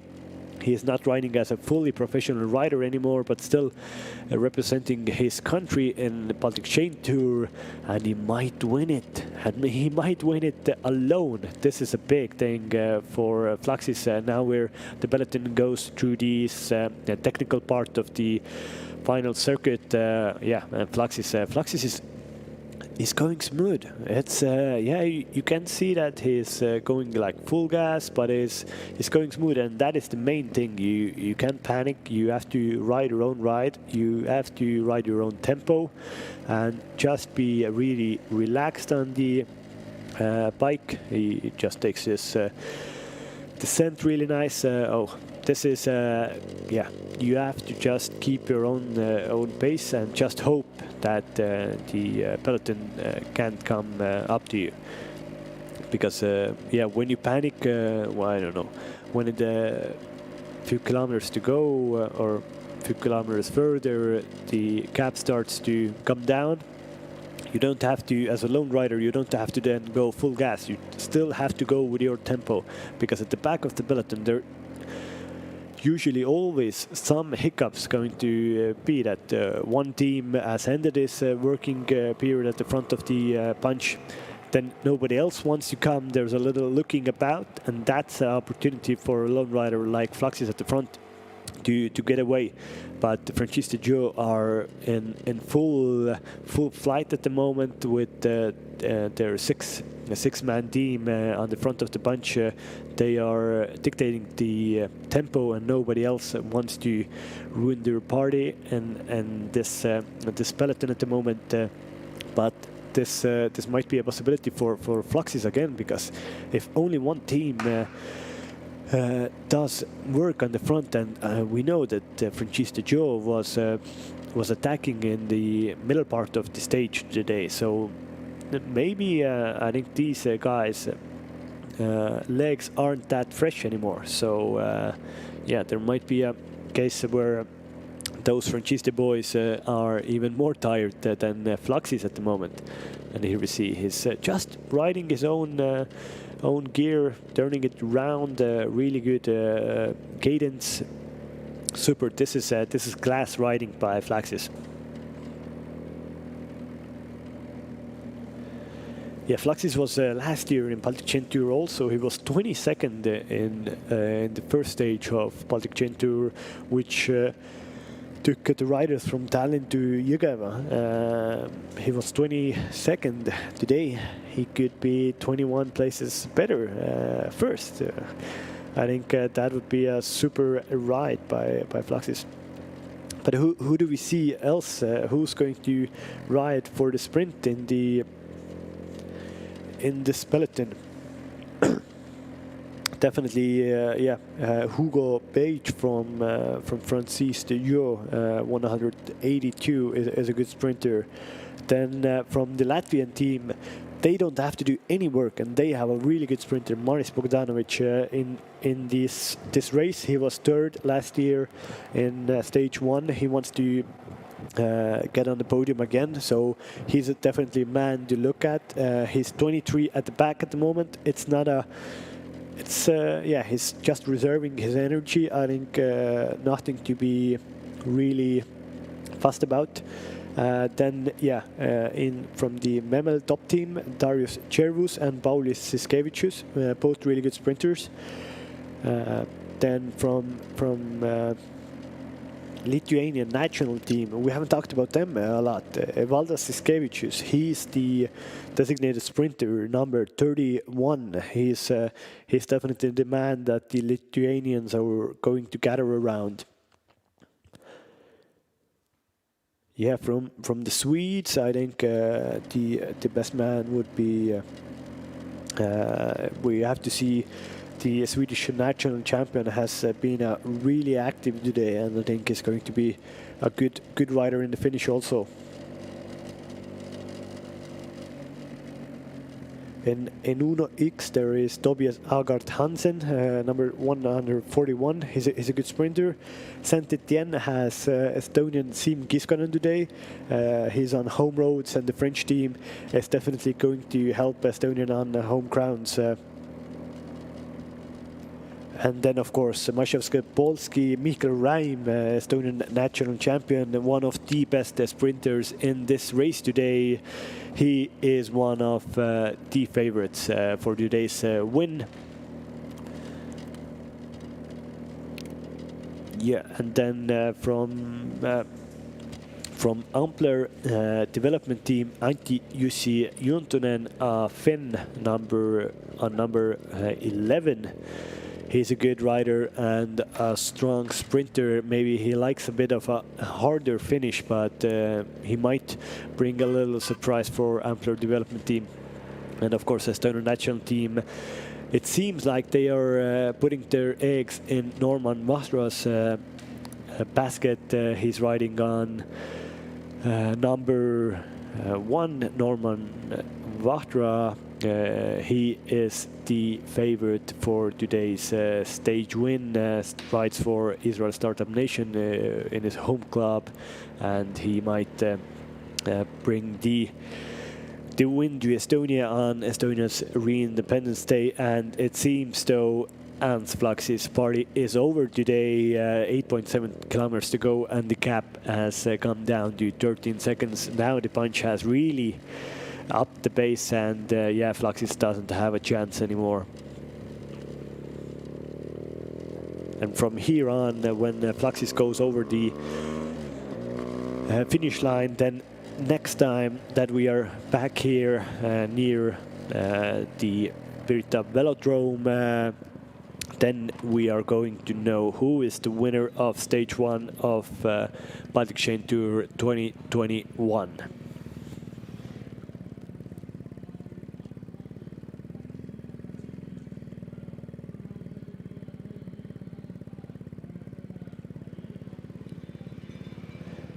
Yeah, now the Czech boys are also in the front. Top 4 Exat Investments Pro Cycling Team. They did a really good finish the last intermediate sprint here. So now, yeah, 6.5 kilometers to go, and we're gonna know who is the winner of stage 1 this year in Baltic Chain Tour. Ants Fluxis should be brought back in a few seconds, and we're gonna see a very fast sprint finish. The Lithuanians are on the front with their train helping Siskevicius. The Czech Republic riders are also on the front. The Swedes are here, but you don't see any Maszewski Polski riders on the front. That's a big mishap from them. They have been very, very active from the start, but in this pointy end, when they have to be in the front, they are nowhere to find. And the Franchise Joe boys, I think they came to the front a bit too early. They did a lot of work last lap and the lap before that, but now they look to be a bit spent. Only 2 riders left at the front, so I think they mistimed their sprint train a little bit now. Other teams, Lithuanians, are coming up to the front. This is the back of the field. A lot of riders are in difficulty. They have had a long day behind them. Already 160 kilometers raced, and here you can see on the left the Estonian national team is coming to the front. And Top 4X team is controlling it.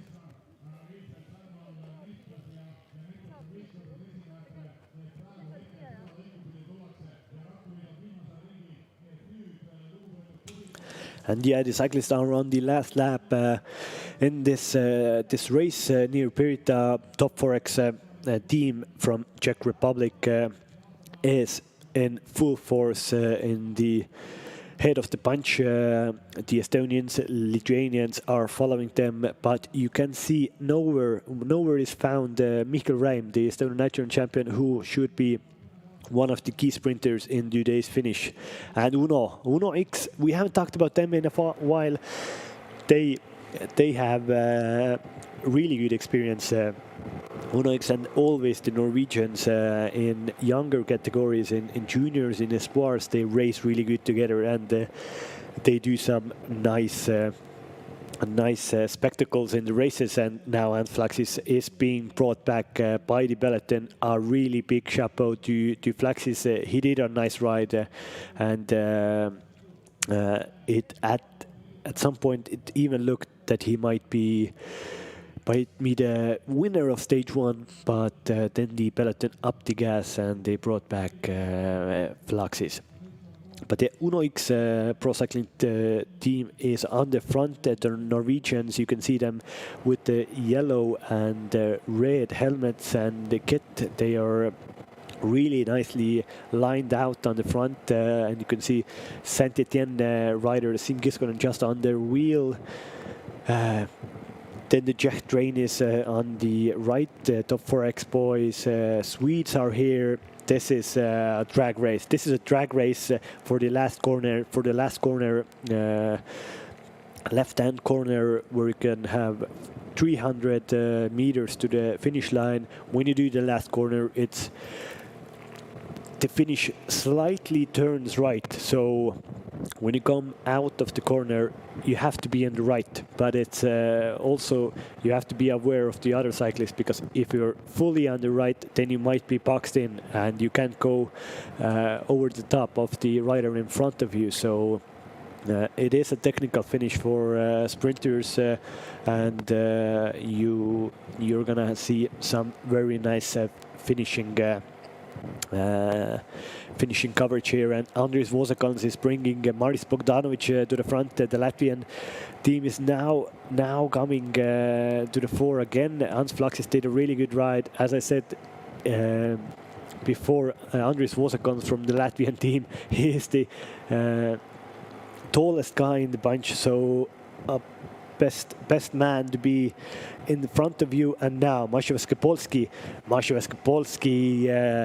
Mihkel Räim's team is on the front also with the red and black, and their leader in the Estonian national champions jersey, blue, black and white on the front here at the back of the bunch. Well, a few riders here. You can see Anflaxis also. He has done his job. He won an intermediate sprint. He got 3 bonus seconds, and now he just has to be in the bunch. He gave a very good advantage to his teammates, because they didn't have to work for the last 2 laps, and now they have more firepower going into the last 2 kilometers.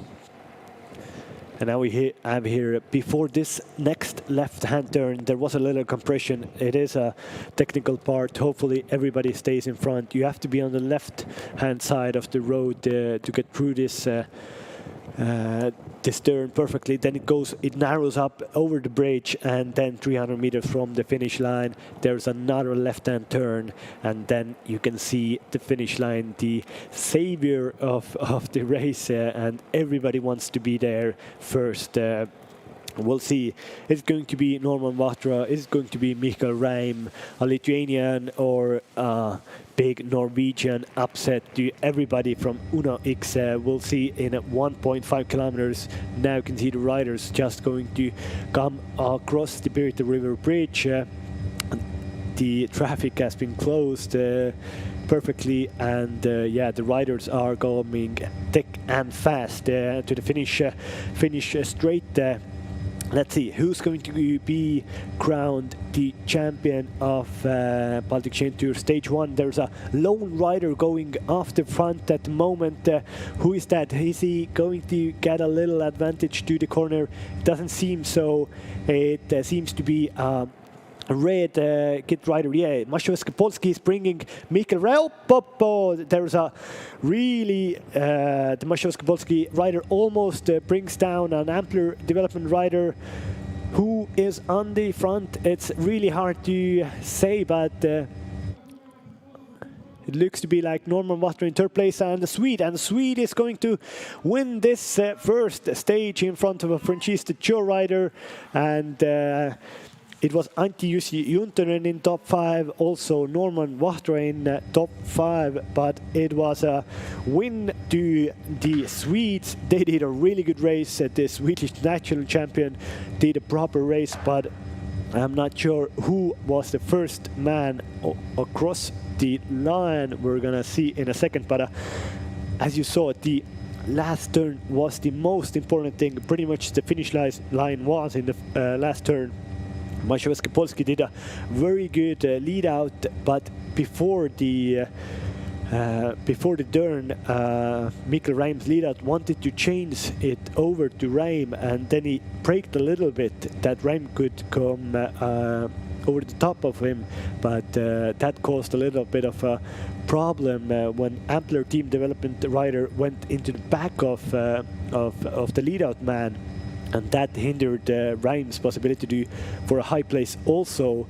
And from there, the Swede took a really long finish and was crowned the champion of the stage 1 of this Baltic Chain Tour 2021. We're gonna have the name of the winner in a second. Hang on tight. Well, very interesting ride today in here, Pirita, Tallinn. Some nice picturesque coverage from helicopter pictures from the race, and it really, the sun has come out, and it's a beautiful day to ride your bike, a beautiful day to win a bike race, and the Swedes have done it. Big looks to be 111. Jakob Eriksson, he's been congratulated. I think he might be the champion of today's first stage. And here we can see the last few hundred meters again. Yeah, the Swede got an advantage from coming out of the corner, and he held that advantage until the finish line.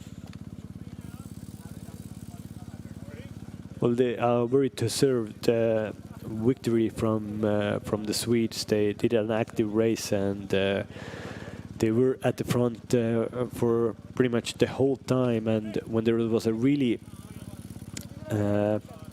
dangerous break, which Frenchista Joe riders did, then the Swedes went to the front with their whole team, and they brought it back. They brought it back, and to get it's Linus Eriksson Kvist, winner of today's first stage, in front of Frenchista Joe rider Lauren Spidey and Antti-Jussi Juntunen from Ampler, best Estonian Norman Vatra, fourth.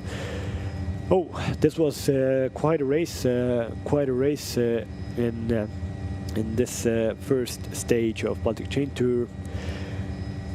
tomorrow we're gonna have a even more exciting day because we're going to Tartumaa, to southern of Estonia. There's a little bit more hills there. Start is in Ülenurme, Tartu, and the finish also in Ülenurme. So hopefully you enjoyed today's stage. And here we have, a lot of riders missed out today, but a lot of riders did some good races. So yeah, Norman Vahtra was 4th in the top 10. Mikkel Reim was 10th.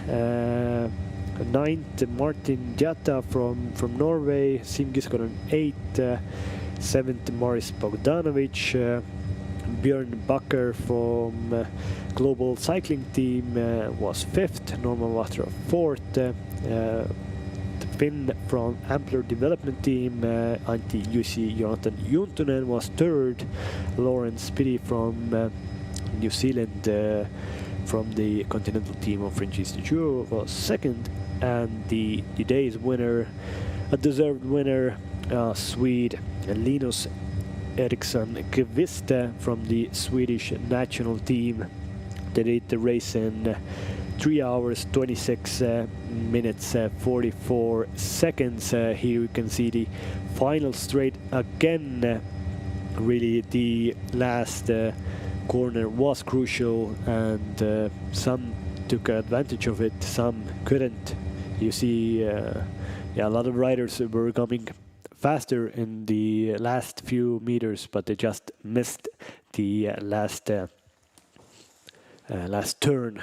And here again, Linus Eriksson is going to hold the leader's jersey for tomorrow. He got 10 bonus seconds, and now for Sweden, it is they have to control tomorrow. They have to try to get another win for then. They have to keep control of the race, and hopefully for them, hopefully they want to get a win tomorrow also. Maybe with Linus Eriksson again.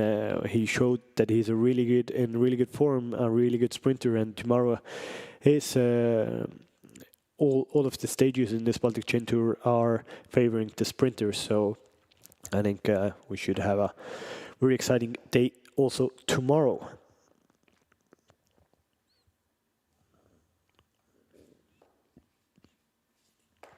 Yeah, Latvians, Ants Flaxis did a really good race, and in the finish, Maris Bogdanovic is 6th in front of Christos Ansons from Ampler Team Development Team.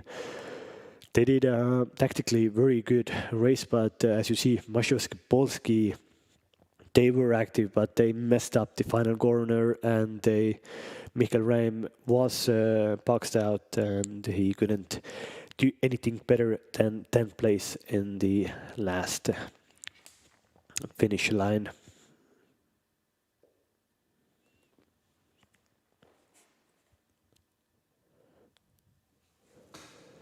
But yeah, that was Baltic Chain Tour Stage 1 2021. An exciting race funded by Baltic Chain Tour, by the European Regional Development Fund and Enterprise Estonia. Also Solar Wheel. It's really nice that Solar Wheel is a sponsor, because at the end of the race we got our sun coming outside, and it was a nice ride. A little recap from today's race. Start was rainy, but it started really fast. A lot of attacks for the whole day. Nobody wanted to let anybody go. Here the Polish team really put the hammer down. They rode with Ampler Team Development Team for a long time in the front, but they were brought back by the peloton. Now the first intermediate sprint was won by the Polish guy in front of Gert Kivistik. Then a lot of more attacks in the race. Attacks from coming thick and fast from left, right, and center, but nobody got an advantage of the race, and still all together when we were at the half part of the race. Some mishaps on the road, but nothing big. One little crash. Hopefully everybody got back on their feet. Yeah, the second intermediate sprint there, and then Hans Flaxis did a flyer. It was 20 kilometers solo on the front. Won also the last intermediate sprint in the start-finish area, and the last circuits of 6 kilometers made the race that we wanted. Very high pace, a lot of sprint trains fighting for position. And here the final few turn, here we can see a mishap by the Polski team. Mikkel Reim was caught up there, and a Swede who took it perfectly got the win. And thank you. This was Baltic Chain Tour 2021, Stage 1, won by Linus Eriksson Quist. I was Christo and Vaga. See you tomorrow when Stage 2 from Tartu Ülenurme starts at 2 o'clock. Cycling is awesome. Now go enjoy some cycling yourself. The live feed will continue for the awards ceremony. And yeah, see you tomorrow. Thanks, bye.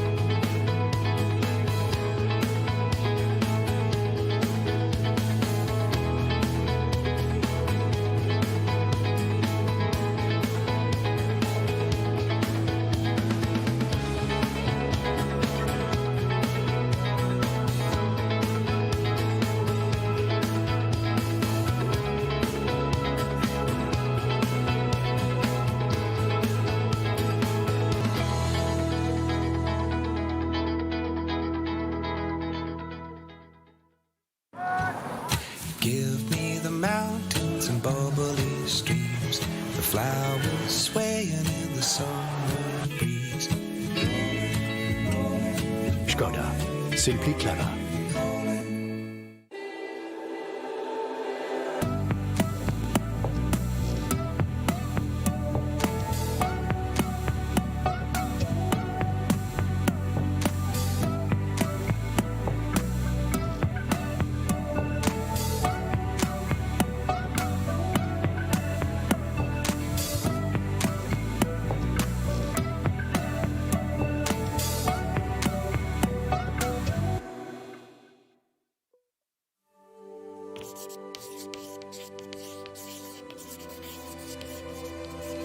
Giving up was never part of our mindset.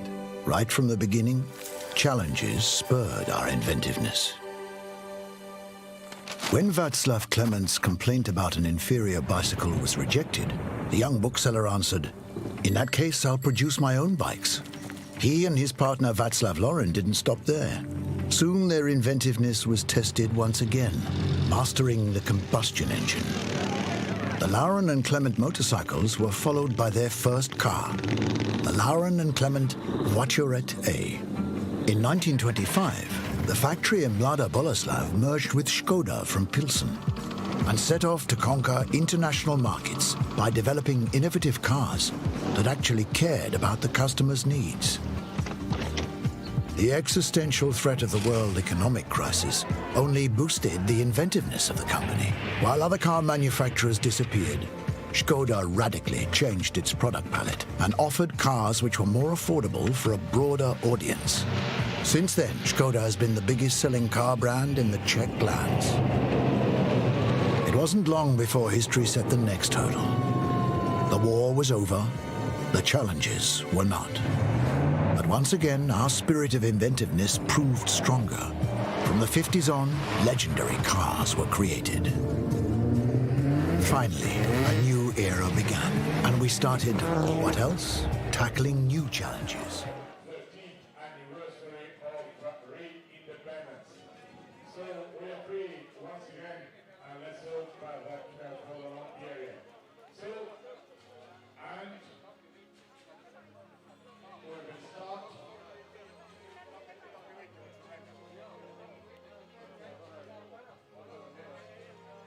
So, and the winner of the first stage, Baltic Chain Tour 2021 is Linus Eriksson, representing national team of Sweden. Seega Baltic üleoluli 2021 avaetappi, milline sõidetimaks tuli Tallinn Pirita ja tagasi siia. Võitja on Rootsi rahvusmeeskonna esindaja Linus Eriksson.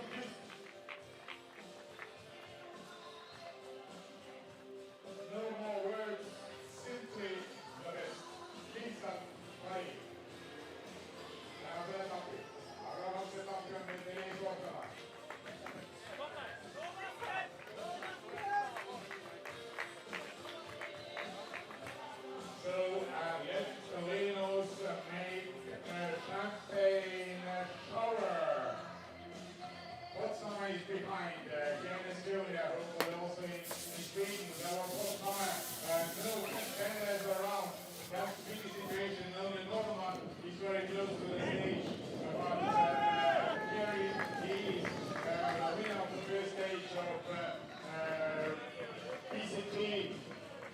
2021, Linus Eriksson, please.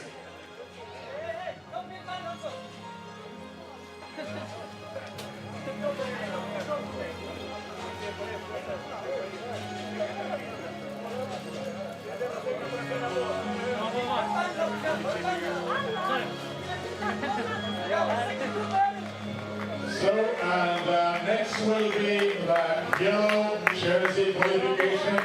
Linus, don't leave the stage.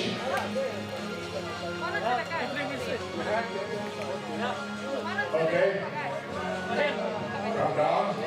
And we will press the jersey to you. I will help you.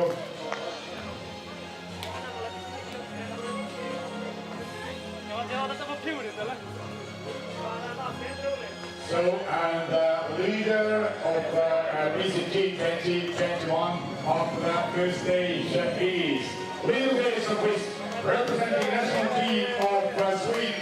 Once again.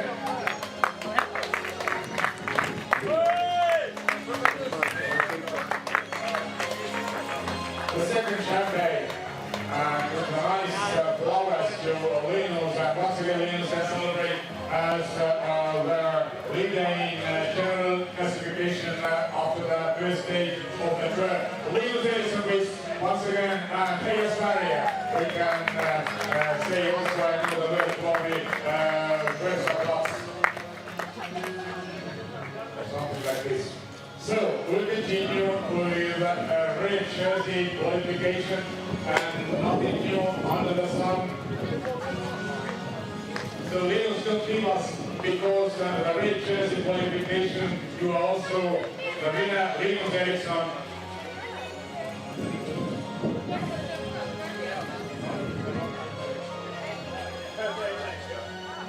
Okay, well, don't mess me up. And Linus will stay here. We'll take off the yellow jersey and red jersey qualification and nothing new under the sun. And the name of the man is Linus Eriksson, Quist, representing. Yes, climb up, no doubt. We wanted to see you guys also live broadcast. Is going in front. No problemo. No problemo. We are all getting good. You can say in between us, not to the microphone, but sometimes it happens also to me. So Linus is red jersey holder on the first stage, and Linus couldn't leave the ski because there will be one more qualification, yes. But green jersey holder, seega roheline särk kuulub peale esimest etappi ei kellelegi muule kui Eesti rahvuskoondise liikmele Norman Vahterle.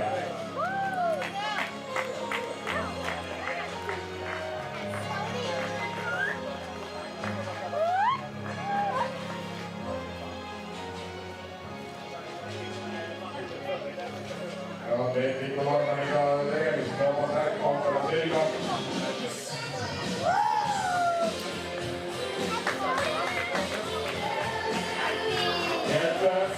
Kiitos Vahterle siis tegemist rahvamööda saab kindlasti võitu. Normale tänavast oli üldaseljune kuskisaata ja roheline särk on kuuluvad Normalile.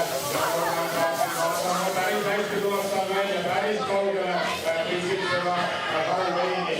Nii et tõesti kvaliteetse kohtega tegemist on. Aga Normalile palju õnne. Tema on siis peale avaetappi nii kukkudega teise etappi kõik kanda. Läti rohelist särki veel korda palju õnne Normalile. Jätkame and white jersey qualification ja see on siis parim MU vanuseklaasi rattur. So, and the holder of the white jersey after the first stage will be once again Linus Eriksson, representing national team of Sweden.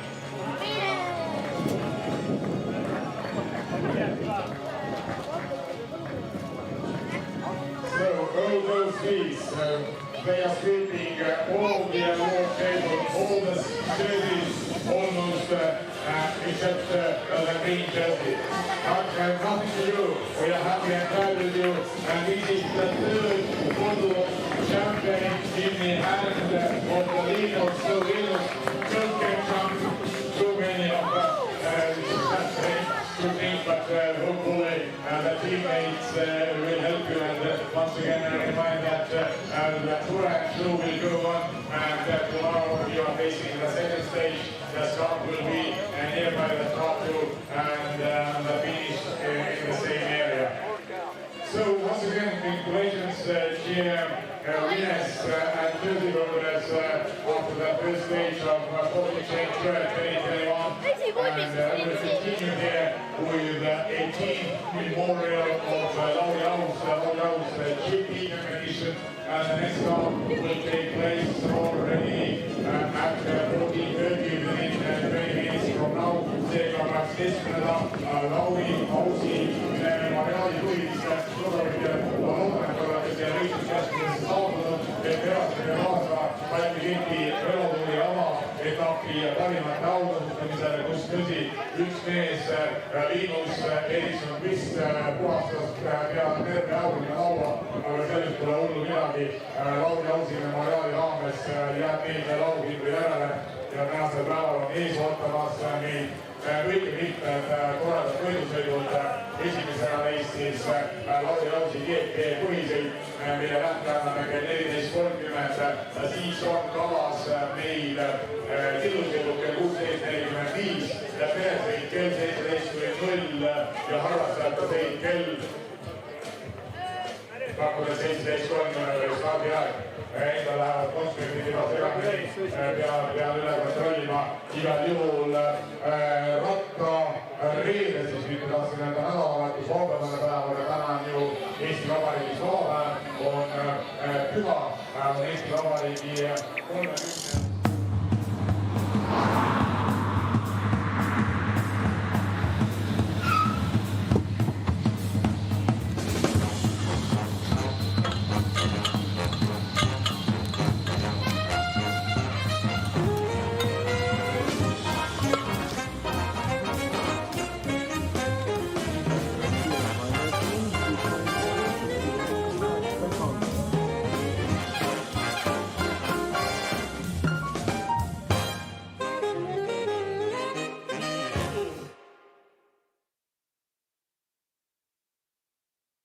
Give me the mountains and bubbly streams, the flowers swaying in the summer breeze, the butterflies, birds and bees. That's the rolling life for me.